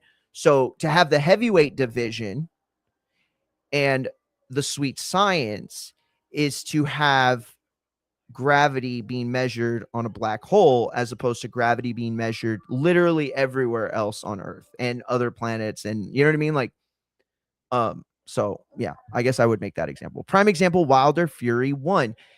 No, no, no. That's not the example there. Prime example, Wilder Fury 1. It's not a prime example because Wilder had a momentum that allowed him a confidence that while he is not a sharp boxer and never has been, he was able to at least have the confidence to unleash it from time to time in a way that helped his specific fight script and plans. Fury, on the other hand, was coming from a place of lapse. So that he was in a situation where, yes, you could argue this was the boxer versus the power puncher, of course, on paper. But in reality, Fury represented, the human struggle, right? Can Fury be Fury after a cocaine binge, after being addicted to cocaine and alcohol and all that? Can Tyson Fury uh regain his status? Can he beat himself? You know that Adrian Broner AI video that everybody keeps posting where it's like, congratulations, you have made the final level, Adrian Broner. Now your fat black drunk ass has to face your toughest opponent. And it's like bam, bam, bam. And it's like Adrian Broner from like 2010 or like 2012. And the hell's this? It's like really stupid. I'm not gonna lie. How is that not a proof the sweet science don't apply? Fury boxed his ears off until the nuke went off. Oh, yeah. Okay, within the fight. Yeah. Good call. I thought you were talking about the promotion, like heading into the promotion. Yes, that is a very good point. It did work out that way. Fury was the premier boxer in the fight, while Wilder represented the power. And we saw how that can play out at the heavyweight division. So that is a very fair point. My bad. Yeah, I was talking more from like coming into the fight, right? Because like Fury wasn't seen as the boxer, he was seen as the drug addict, as the fat guy, as the loser, as the person who may or may not even be worthy of a second chance. Again, none of these are my narratives, right? I'm just saying this is what the shitty fans would say.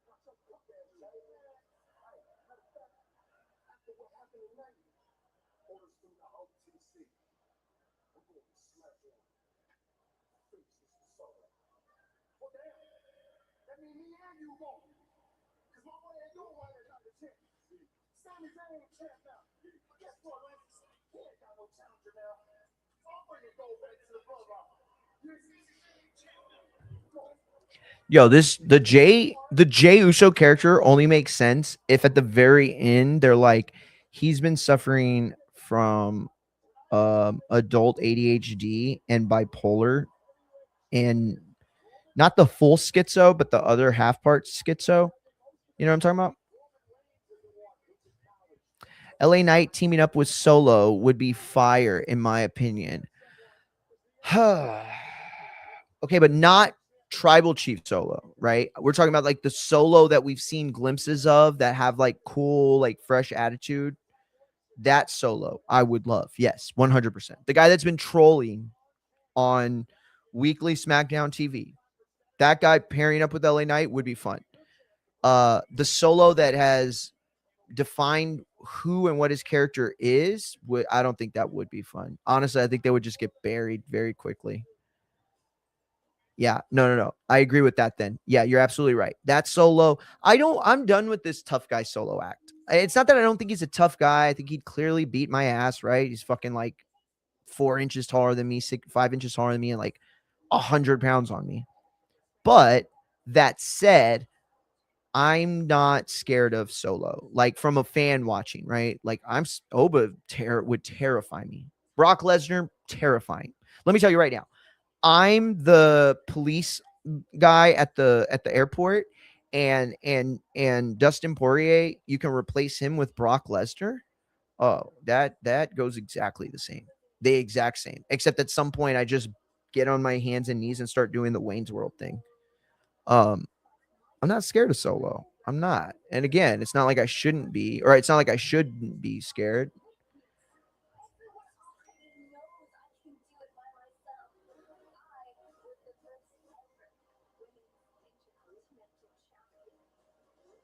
Um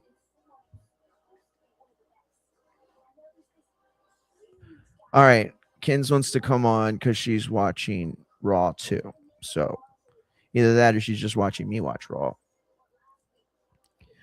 All right. I'll put the link on YouTube, but it was for Kins to come on.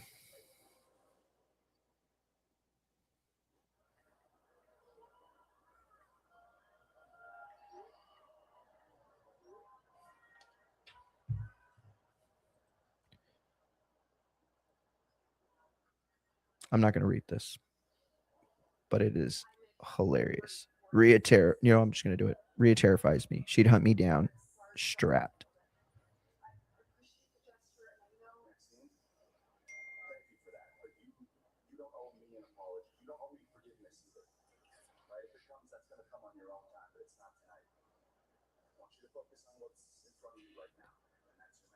I don't understand this at all.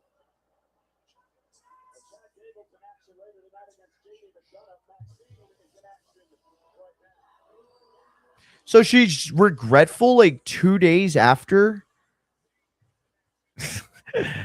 That doesn't make any sense. Yes, that's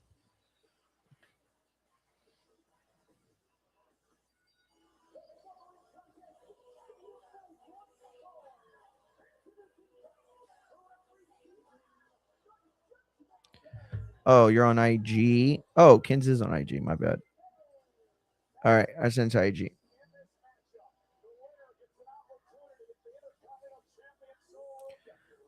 All right, let's see who gets the IC championship match.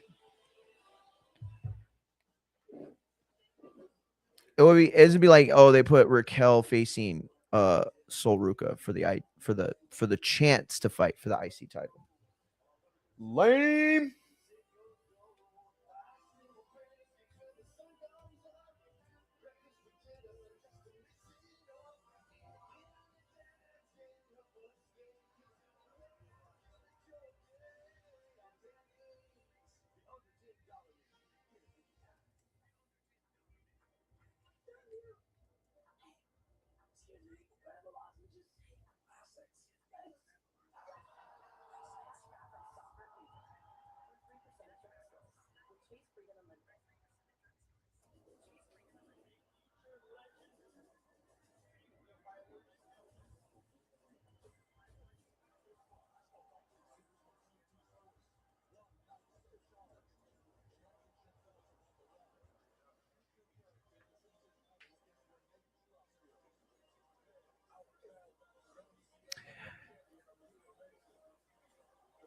Y'all are seeing a top rank DAZN.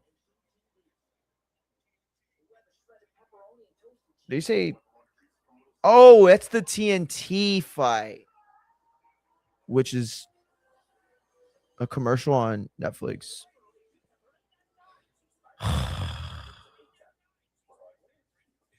Mario, I need some story time to get me through this last month of the off season, especially after McGregor Holloway. Yeah, that's a fair point. Mackenzie. Hello. Hello. Why are you acting like Shut you? up. I said hello. Yeah, and you sounded like you didn't even know what time it was, probably because you just woke up. Shut up. I've been up. Oh, yeah, for how long? Like, since you called me earlier and woke me up. Hey, I was trying to show the video that you made on AI of me, the dancing. Do you still have it? Yeah, I do. Send it to me real quick because I can't find it. Am I still going to be on here? If you send a text, yes. Wait. But don't just go to your text. Like you can get out and I'll still be able to hear you. Okay, so you can hear me right now. I can hear you right now. Oh my gosh, that's cool. Okay. Should I show the one of Papaw? Or do you think he'll get mad? He's going to get pissed off. Hold on, let me see. Oh my gosh, I have so many. Wait, hold on.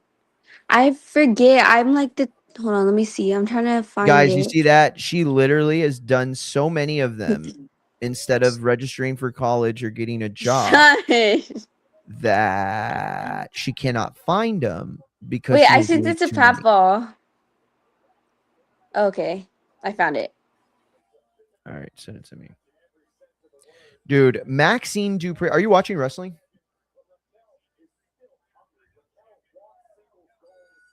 Can you hear me? I can now. Okay, I just sent it to you. Okay, cool. Are you watching wrestling? It's not letting me. It says your device may not be connected to the internet in my room. It's not letting me Oh, watch it. because you got because y'all lost power last night, right? I guess. I didn't even know really. I was just asleep and I just woke up like hot for like a second. Went back to sleep. And then they told us they told me I lost power. We lost power and I was like shocked. Dang. Shoden. I just got it. Jesus. All right. You know, here's the thing though. I'm actually quite sure that I could dance like that well anyway. That's how you sound. Dude, if Raquel Rodriguez doesn't win here, it's like, what are y'all even doing with her, dude?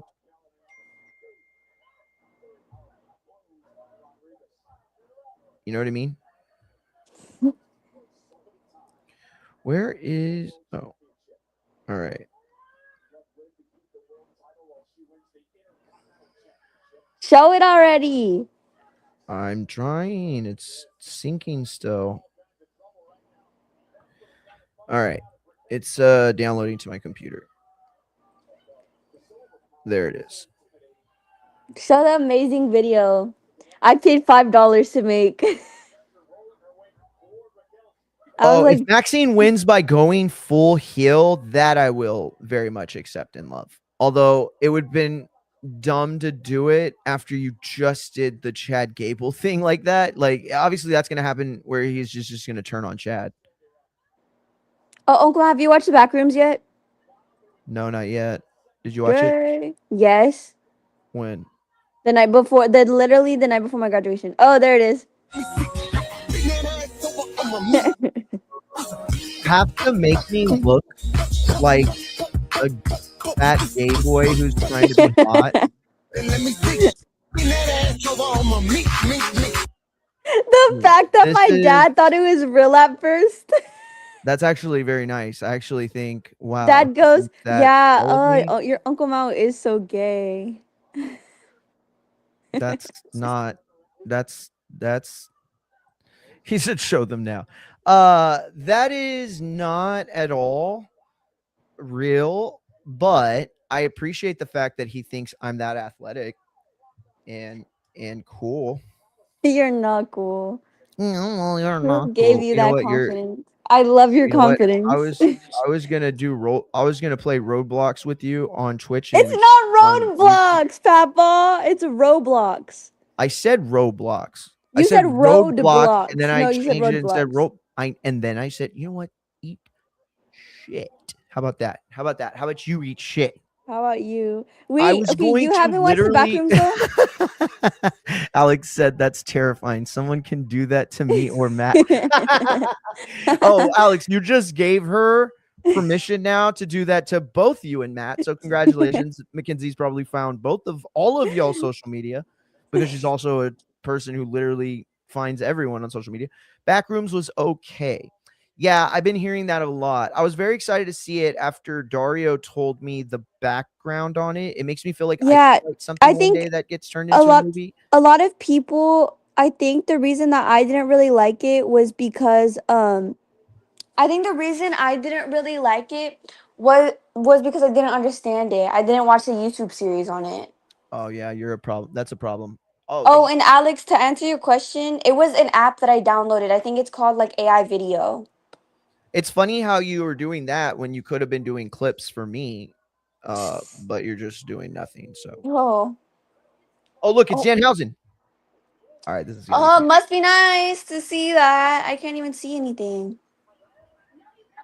Go to the front room. Yeah, right. Go to Mama's media. watching. Mama's Go to watching media. stuff.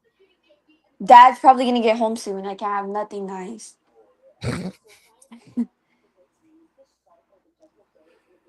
But she's asleep, and I think so is Luna. I feel like Liv is flirty with Danhausen.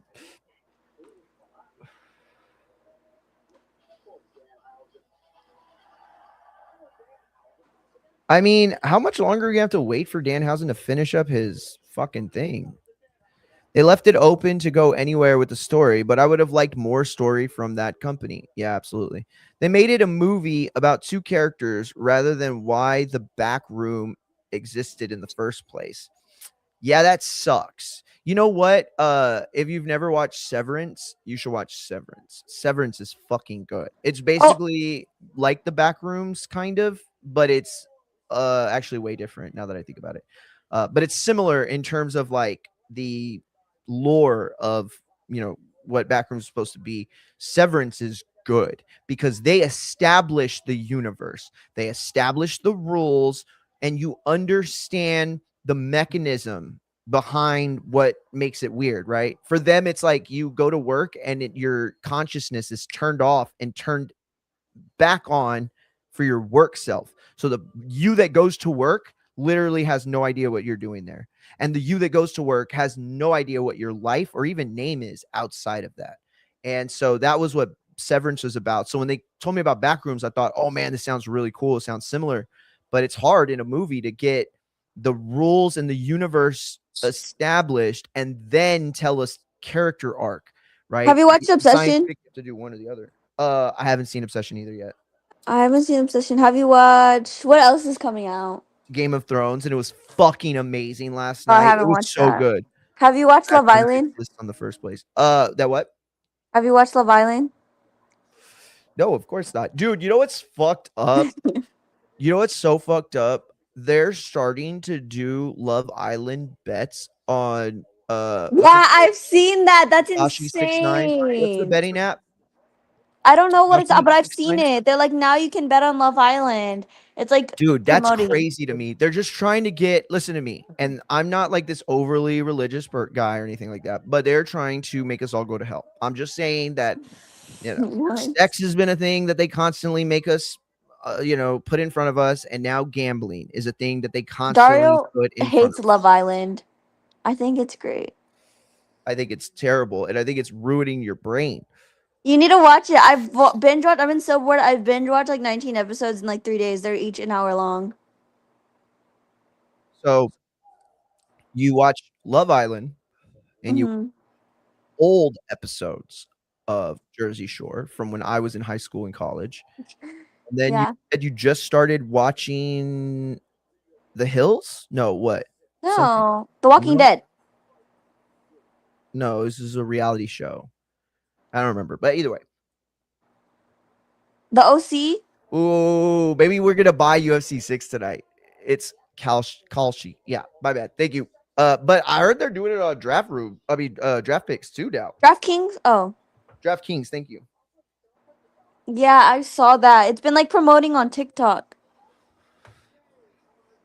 Yeah, that's crazy. I don't think they should be doing that. That's I'm messed up. TT. You gotta watch the recent episode. You gotta like. I am gonna show it to you tonight, Uncle Mel. There was like nothing enduring about it. You know what it is? It's very WWE wrestling, right? It's entertaining. Except for the fact that they don't ever wrestle at the end, right? Honestly, you know what I would love? I would love the producers from Love Island to come over and start working in WWE for a little bit. Right? They You, if they understand like the the kind of, drama. listen, they know and understand drama, but specifically drama that entertains people in your age demographic, right? So now you've entered the 18 through 30, I believe is what it is, Ew, 35. Unk.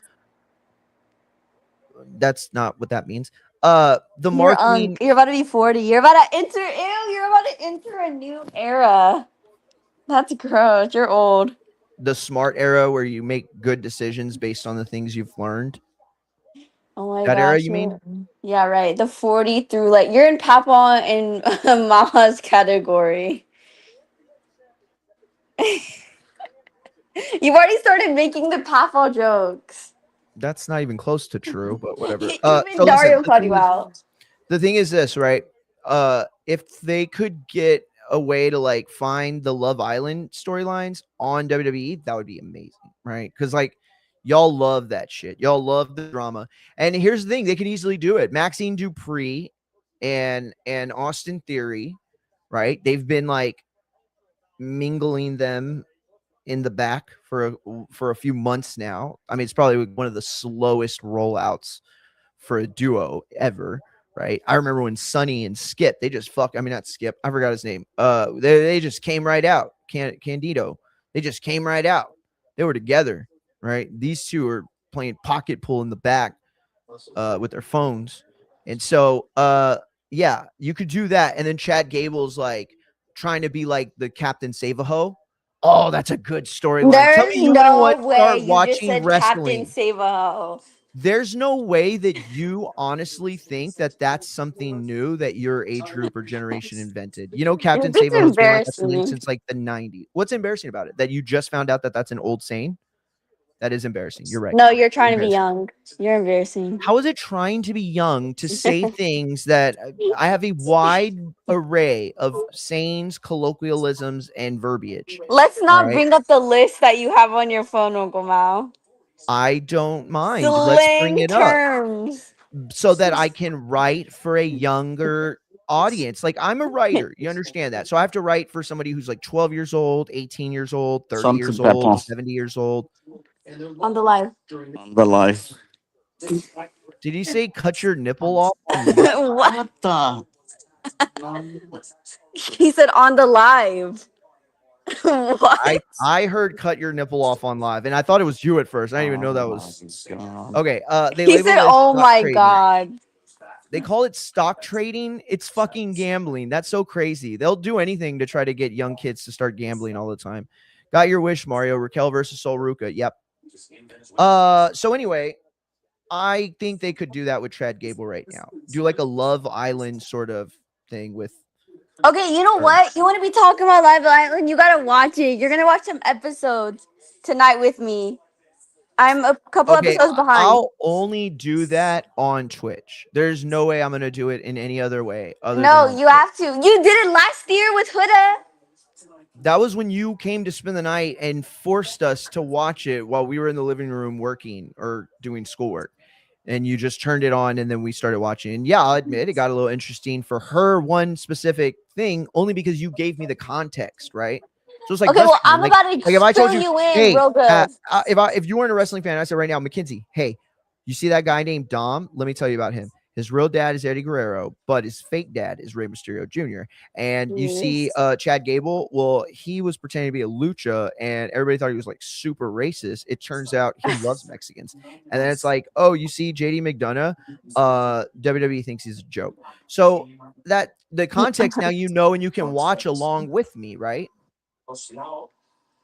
I mean, yeah, but I already knew that. I know, I'm just saying, like Oh wait, also, I have a question for you. what up? In both AEW and WWE, who do you think is the better, like, like not wrestler, but like performer, like The Miz or MJF? MJF by far. I think the Miz Really? is underrated. I think the I feel like Miz it's a lot of ultimately experience. A he lot more does. No, experience. listen, the Miz is good. You know, I belong to two groups that I'll always regret belonging to in my early 20s. The gay The group. Miz sucks and yeah, hilarious. So funny. The gay group. The Miz sucks and the John Cena sucks. Those two things were horribly wrong. I didn't understand wrestling well enough to even say those things. And anybody who believes those things, I will show you either a hater or someone who's probably gay for either guy. So, You. did you see Mercedes post? She speculated she's facing Bailey at Wrestle Dream. If so, that means she's putting over Lyra on the way out. Holy shit. Yo, can you imagine, Mackenzie? Can you remember when we both fell in love Yes. with women's wrestling? It was the Yeah. same event, right? NXT Brooklyn, Bailey versus Sasha Banks, I main still remember event. it. It was, I mean, it That actually it changed the didn't just women's thing it forever. really, and you know, for me, it didn't even just change my interest in women's wrestling. It got me back into wrestling again. I remember thinking, I need to find they show me two guys on the main roster that are putting that kind of match together. I had to see it because was willing to believe that Bailey and Sasha and the women were the new version of wrestling that should be like highlighted over everything else because they're so much better. Turns out men can do a pretty decent job too, but yo, imagine having that match in AEW or like outside of WWE. That would be crazy. That'd be Crazy. crazy. I still remember at the end whenever Sasha was a super heel and she snatched that little girl. What's her name? The Bailey girl? She has a Hispanic last name. I forgot what her She's name was. you know she's wrestling now. Yeah, I know she's wrestling now. What's her But name? no, I forgot what it was. Little white girl with freckles. Yeah, I remember No, I Sasha forgot her gave her name. a She hug was so after. cute. Yeah, she was so adorable. She was like this sweet little Bailey Mark stan who somehow got the same tickets to every event. What's her name? Oh god. Look her up. I forgot her name. Look her up. No thanks. Look her up. Jeez, Louise. Violent. Let's see.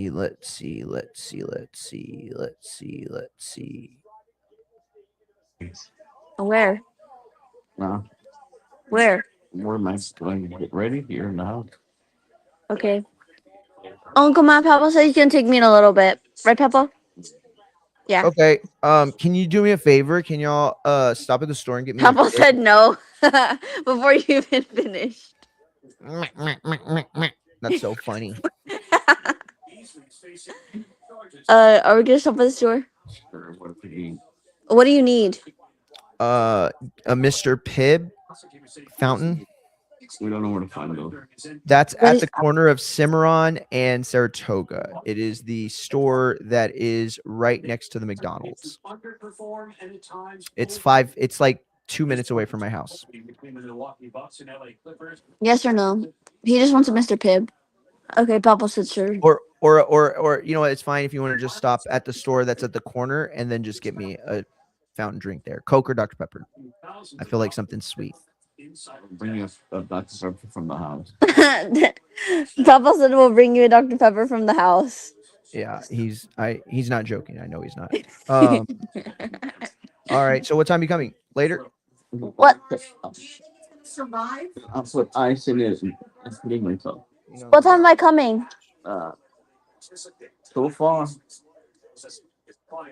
Baby, let me mop and let me get dressed, okay? So how long? About 30 minutes. Okay, in about 30 minutes. Sounds good. All right. We'll have your room ready. Get ready to stream. Okay, gay. Oh, you're gonna watch Love Island. Yeah. Mama, Again, only Uncle on Mal's Twitch. gonna watch Love Island with me. I didn't Love say that Island. at all. I said on Twitch. That's the only way. No, you're going to watch it with me. We're gonna watch the full episodes and catch up. You're gonna find out who TT is. TT? And Melanie. Everybody hates TT and Casey. I'm gonna explain to you the lore behind it. We love Was there? Anaya. We love Horse? Melanie. No, I'm just kidding. I'm gonna Yeah. slap you. I just kidding. You know I joke like that all the time. Are you pretending like you're just a regular listener who called in? Stop slut shaming women. Okay. Now you're trolling me, and that's the end of that. Let me Back call to the Aunt Ash and see wrestling. what How she about thinks that? about it. All right. Well, don't lie on my name. Remember you said that. Yeah, right. Okay, let me go back to your live and screen record that. Funny. Shout out to Alex. He said, "What's your plan for your 4th of July party? You hosting or traveling?" Hosting. We will be at my parents'. Hopefully, my dad manages the pool well enough that we could actually use it. And then we'll probably wait. Isn't there a fight or something this Saturday? Or am I mistaken? Oh, I was thinking about Friday, cause Friday's Mike's thing. Yeah, Friday's my cousin's. I wanted to go to Art Walk. Party. When is the art walk? Friday. Oh. Have you ever been? I have been to an event downtown in which the art walk was going on, but I've never been to the art walk. No. You gotta go. We gotta all go. That's It's cool. fun. You know, I freestyled at that art walk, or not that art walk, but the event that was next to the art walk that year. Oh my god! Oh my god! JD McDonough just did the most picture perfect belly to belly suplex you have ever seen in your life. I am going to show this. Okay, no, I'm going to show it to you. I'm going to show it to you. I don't give a shit. I don't give a shit. I'm going to show it to you. God damn it, every time. Okay, I'm going to show it to y'all. Hold on. Let it sync to my phone, and then I'll show it to you. Oh my god, you guys are gonna freaking flip out. This was crazy. Thank you, Abdullah Mason versus and Albert the Albert Bell match. Yeah, and the shoo. Yeah, it sucks that the Cordina stuff happened, but I still like the Palacios fight for sure. Thank you for reminding me. Yes, I knew that was coming. I knew that was there. Appreciate it, Alex. Uh-oh, JD's gonna get it. No, never mind. Oh, Gable with ankle lock. You know, I'm going to be honest. I think he should. Oh, he tapped. You know, I'm going to be honest. I don't think faces should use the ankle lock. I think Chad Gable should use a different move other than the ankle lock. I think the ankle lock works in a way where that's what I meant. I meant Albert Bell's the upgrade to Cordina. And then I also liked the Palacios fight. Palacios is coming off of 2 or I guess 1.5 decent performances. You know, it's not any like momentum to speak, but certainly, you know, he's shown something more, I think. Not enough to win, but and you know, Albert Bell, I'm gonna say this because I always want to be open and upfront with you guys. I used to be on Albert Bell's PR team. I was a writer and a publicist. I mean, I He's didn't ever. lying. No, just kidding. Okay, I guess I don't. That's a random. You're turning into your dad with jokes. I just want you to know they're unhinged. They make 0 sense, and there's like random things to say, like at random times. But anyway, I never really dealt with Albert much. We dealt with his father mostly. Like whatever he wanted is what we would do. I think I interviewed him like a handful of times for different press releases. But yeah, I'm definitely rooting for him. Isn't Scary Movie coming out? Came out like weeks ago. Everybody said it sucks. I haven't seen it I know. yet. Damn, they're beating down on the Dan man. That's not cool, dude. It's not cool at all. Okay, I gotta go. I'll see you in a little bit. Okay. Love you. I'll see you later. Love you. Bye. Bye. All right. That was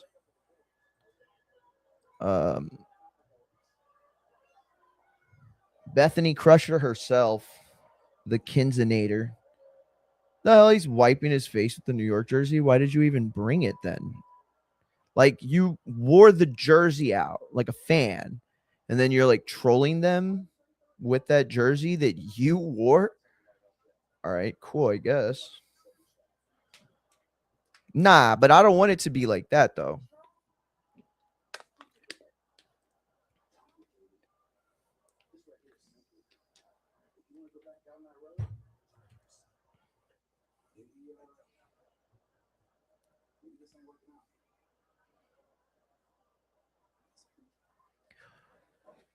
What? Maybe what isn't working out? Can you hold on. Triple H, come here real quick. Paul, I'm talking to you. Come here real quick, please. I just don't want to say this in front of them. Okay, the chat's watching. You never established these two as storyline on TV. They had nothing going on other than your super slow rollout. All we ever did was see them in the back, not talking, probably on Pornhub. What the fuck was that? You just broke them up, but they were never together?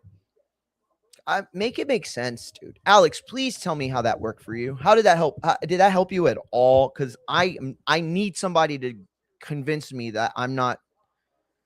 Show me I'm crashing out, Alex. Show me where I'm not seeing that this is actually really brilliant, or this is like I'm missing something.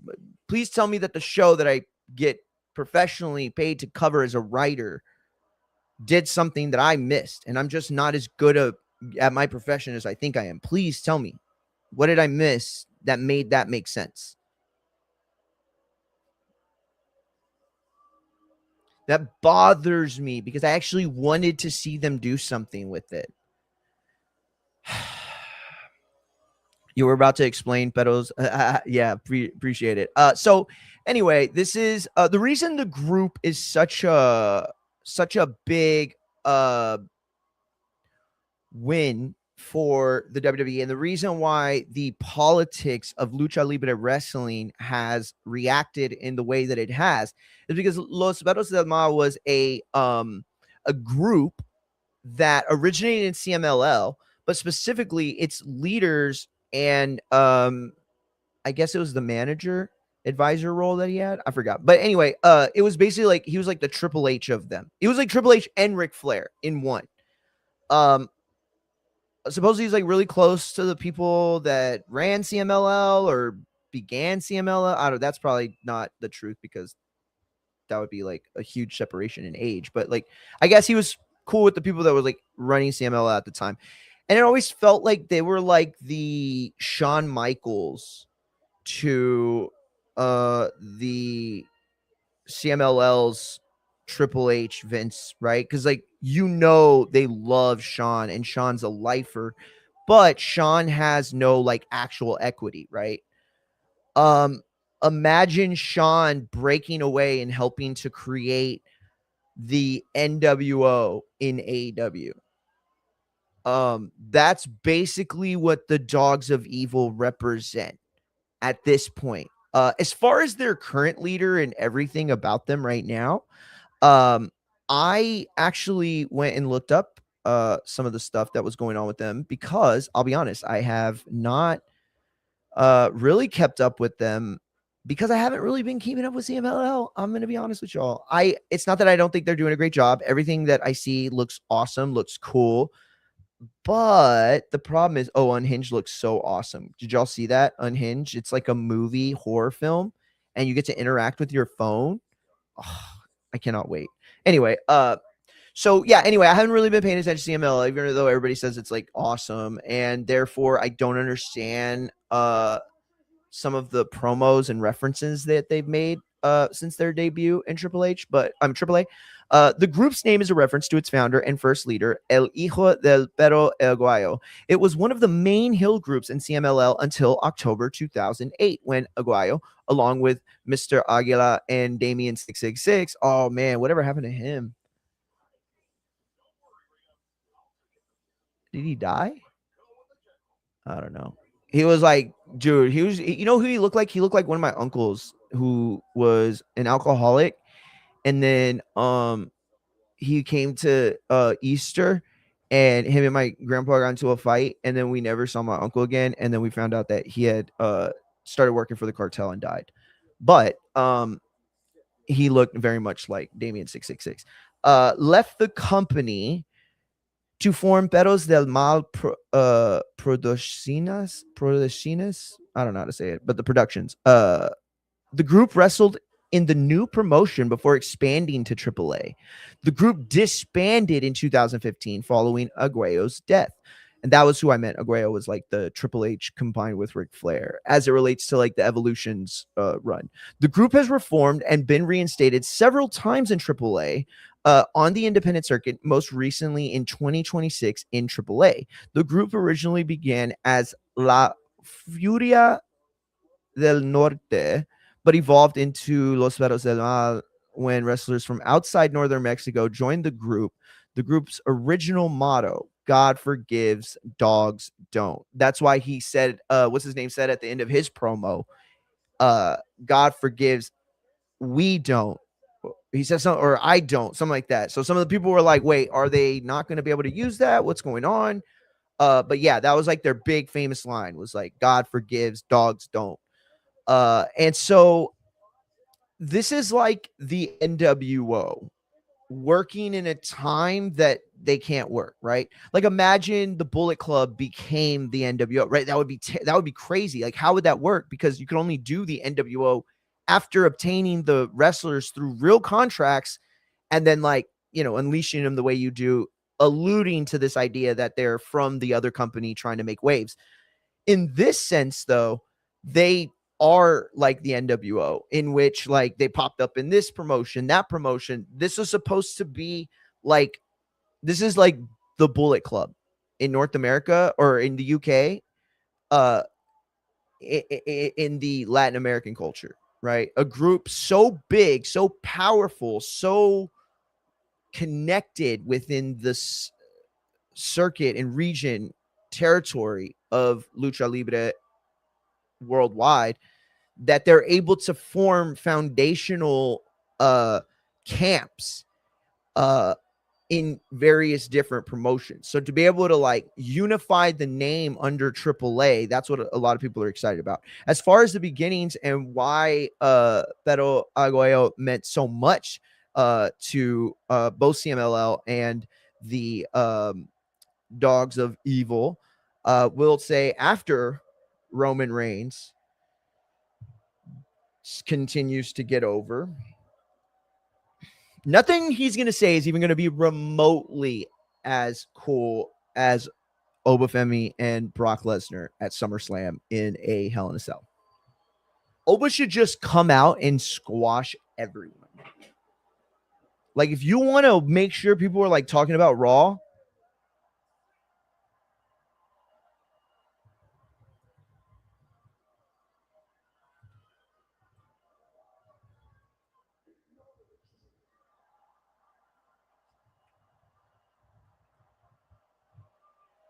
acknowledge me. Hey, acknowledge him, Atlantic City. You bunch of old degenerate gamblers. You acknowledge your OTC. Okay. Okay. Mr. Monday Night coming out to pick a fight.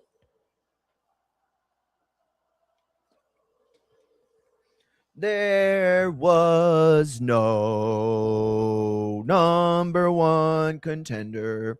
Stakes for his match with Braun Breaker at Night of Champions. So why is Seth out here when Oba's the one that won? This is the type of shit that makes me want to get a gun. Nope, shouldn't do that. Shouldn't have said that. That's a quick way of getting kicked off of live. So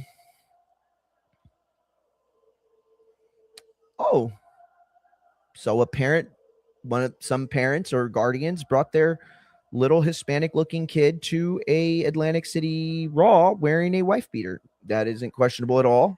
I'm sure his parents don't malnourish him and let him play Xbox till 4 a.m. on school nights at all.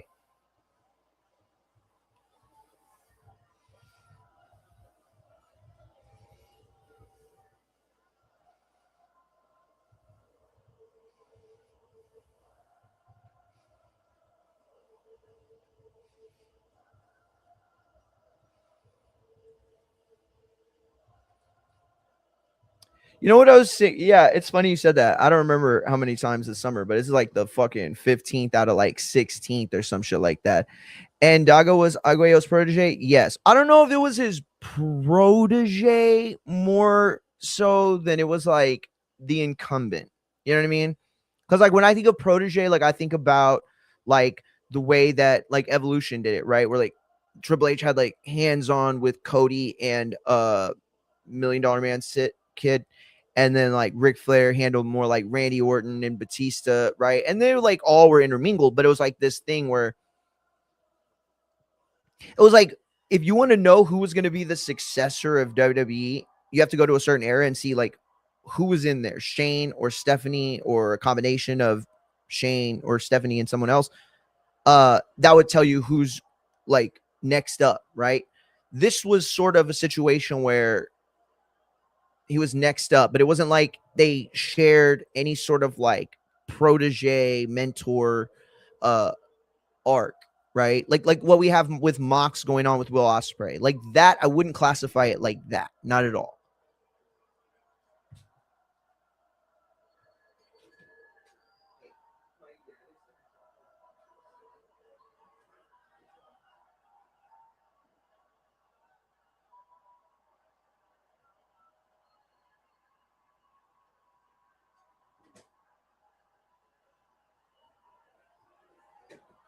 All right, guys, we got Seth and Roman staring at each other.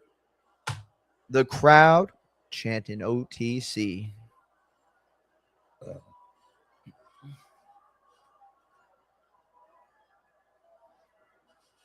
You know, 4 people texted me and told me to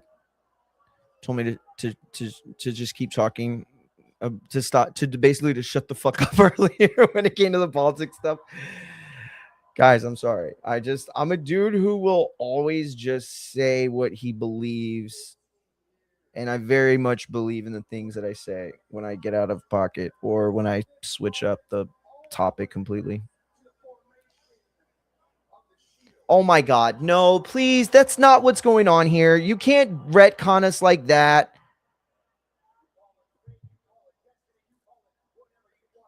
How about the same thing you already did? We've told this story.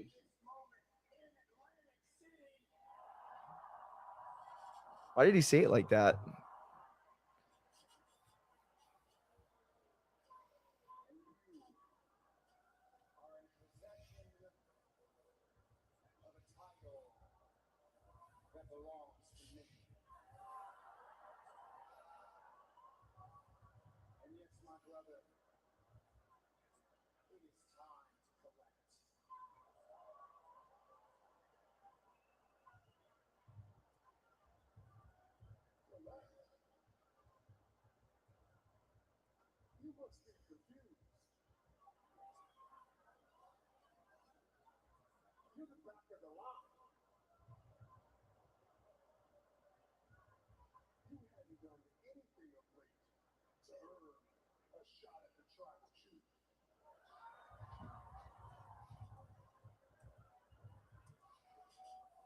He didn't, though. He didn't, right? Can we agree that he didn't do anything to earn the shot to against Seth?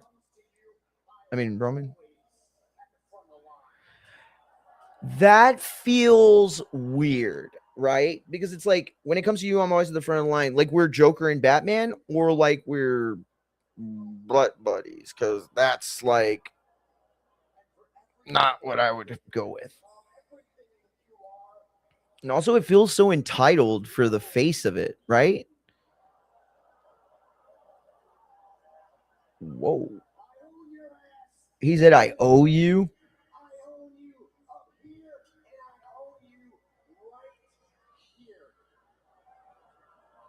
In his heart?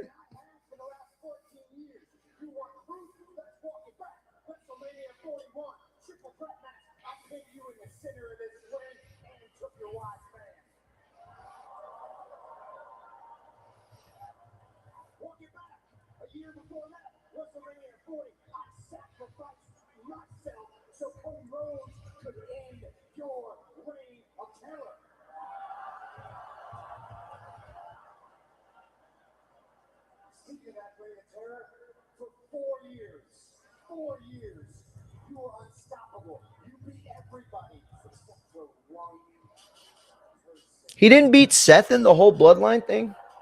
They kept him away, I think, probably on purpose, I'll bet.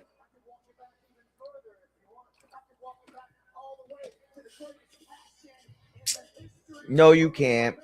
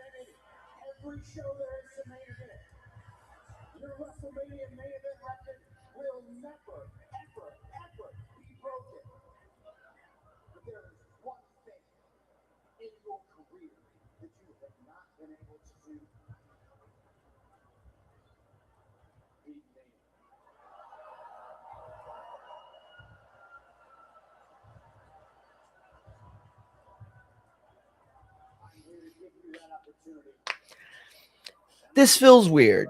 I don't know if this was the route. They do too much with Seth sometimes. They do too much. Like they try to change these narratives. You know, it's like, hey, Cody, challenge for my belt. Why? I don't know. Just be cool for me. Seth beat Roman via DQ, and they haven't had a singles match since then. No. Yeah, you're right. I just feel like, I mean, let's hold on.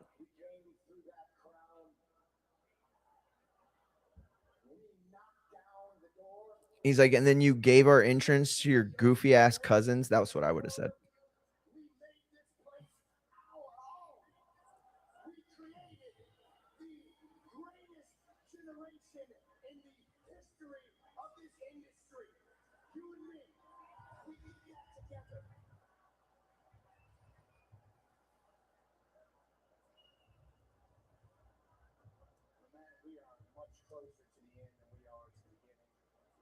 Ooh, that's a line right there. That was a bar.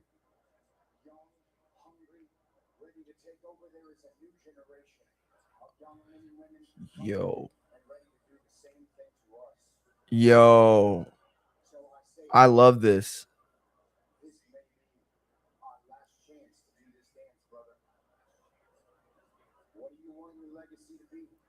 If this is the way they were going to do it, they should have saved it for Mania. I'm sorry. This is like, because, hold on.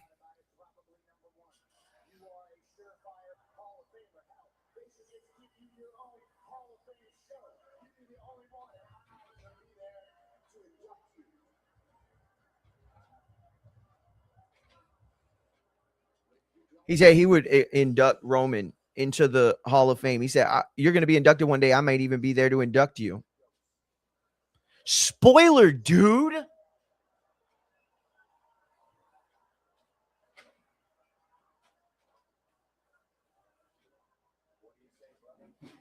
Dude, stop calling him brother. You're making us uncomfortable.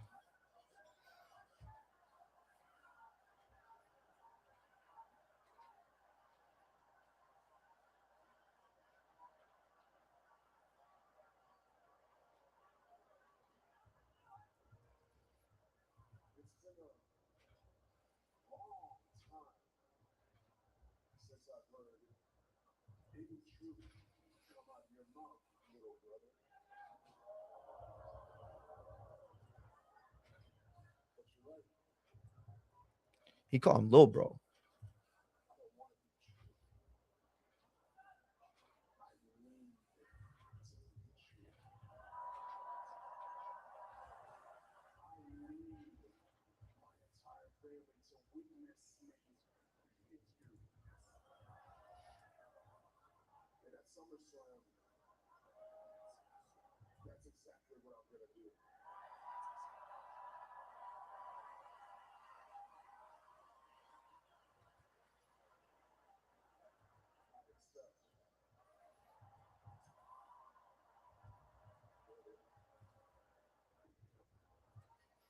Oh, Roman accepts brother.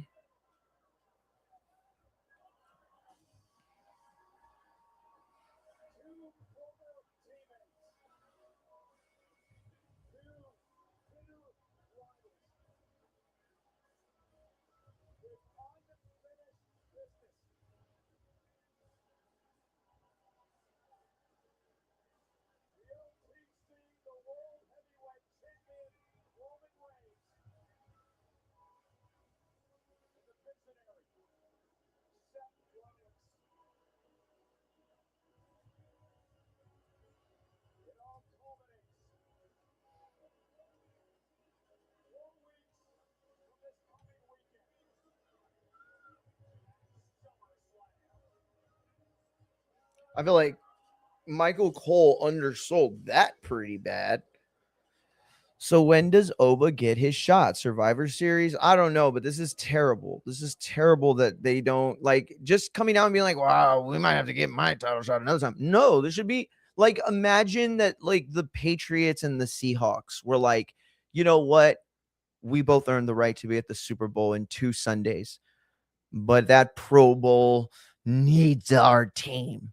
So, Seahawks, we challenge you to the first ever July Super Bowl. And it's like, no, the NFL would be like, no, you're playing in 2 weeks. That's what we planned. That's what we have scheduled. That's what the playoffs are for. Like, what are you even attempting to do here?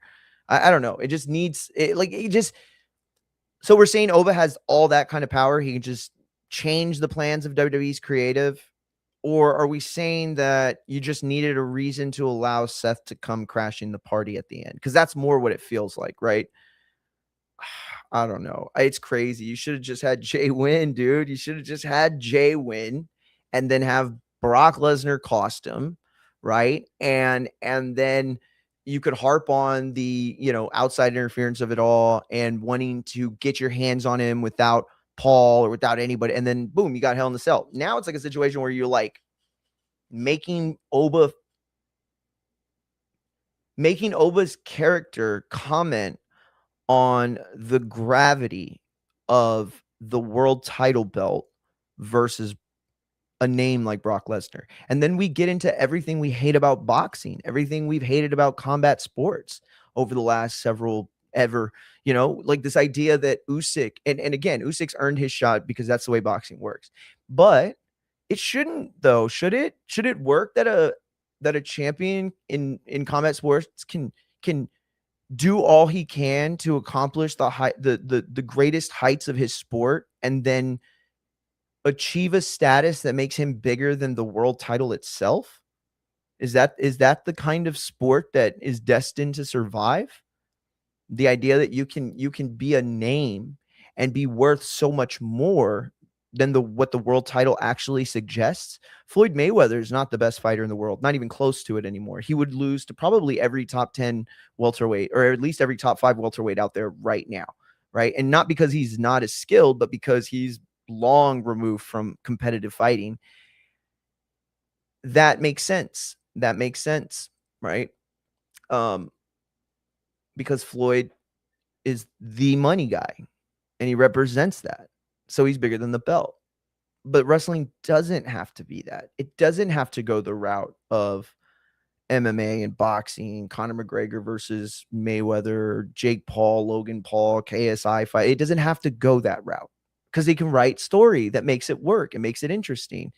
You can't get mad if you tell a champion defend or vacate and then he vacates. Canelo and Floyd. No, exactly. I'm not mad exactly for the reason you just said. Canelo did it. Floyd did it. And by the way, De La Hoya did it. Not Joe Louis. Not Joe Frazier. I'm forgetting. The guy that fought Ali and Holyfield. I forgot. Oh, Riddick Bowe. All these guys, we could date back to the 80s in major instances when guys gave it the belt. That's not my problem at all. My thought process is, how healthy is a sport when its main goal can be overshadowed?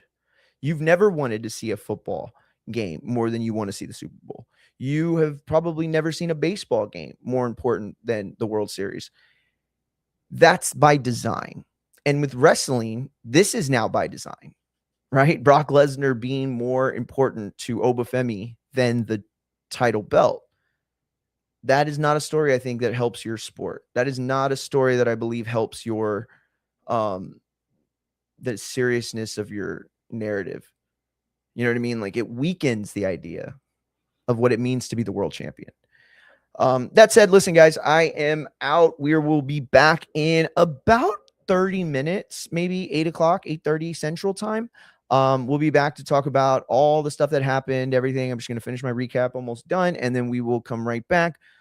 Video games galore, probably with my niece tonight. So if you want to see her troll me all night and learn as I learn how to play road blocks, I don't give a fuck what they call it. No, I'm just kidding. But anyway, tap in. YouTube and Twitch will be live tonight, so make sure you go over there, subscribe. Appreciate everybody that was tapped in. Shout out to Machine Gun Matt. Shout out to Alex. Everybody else, peace.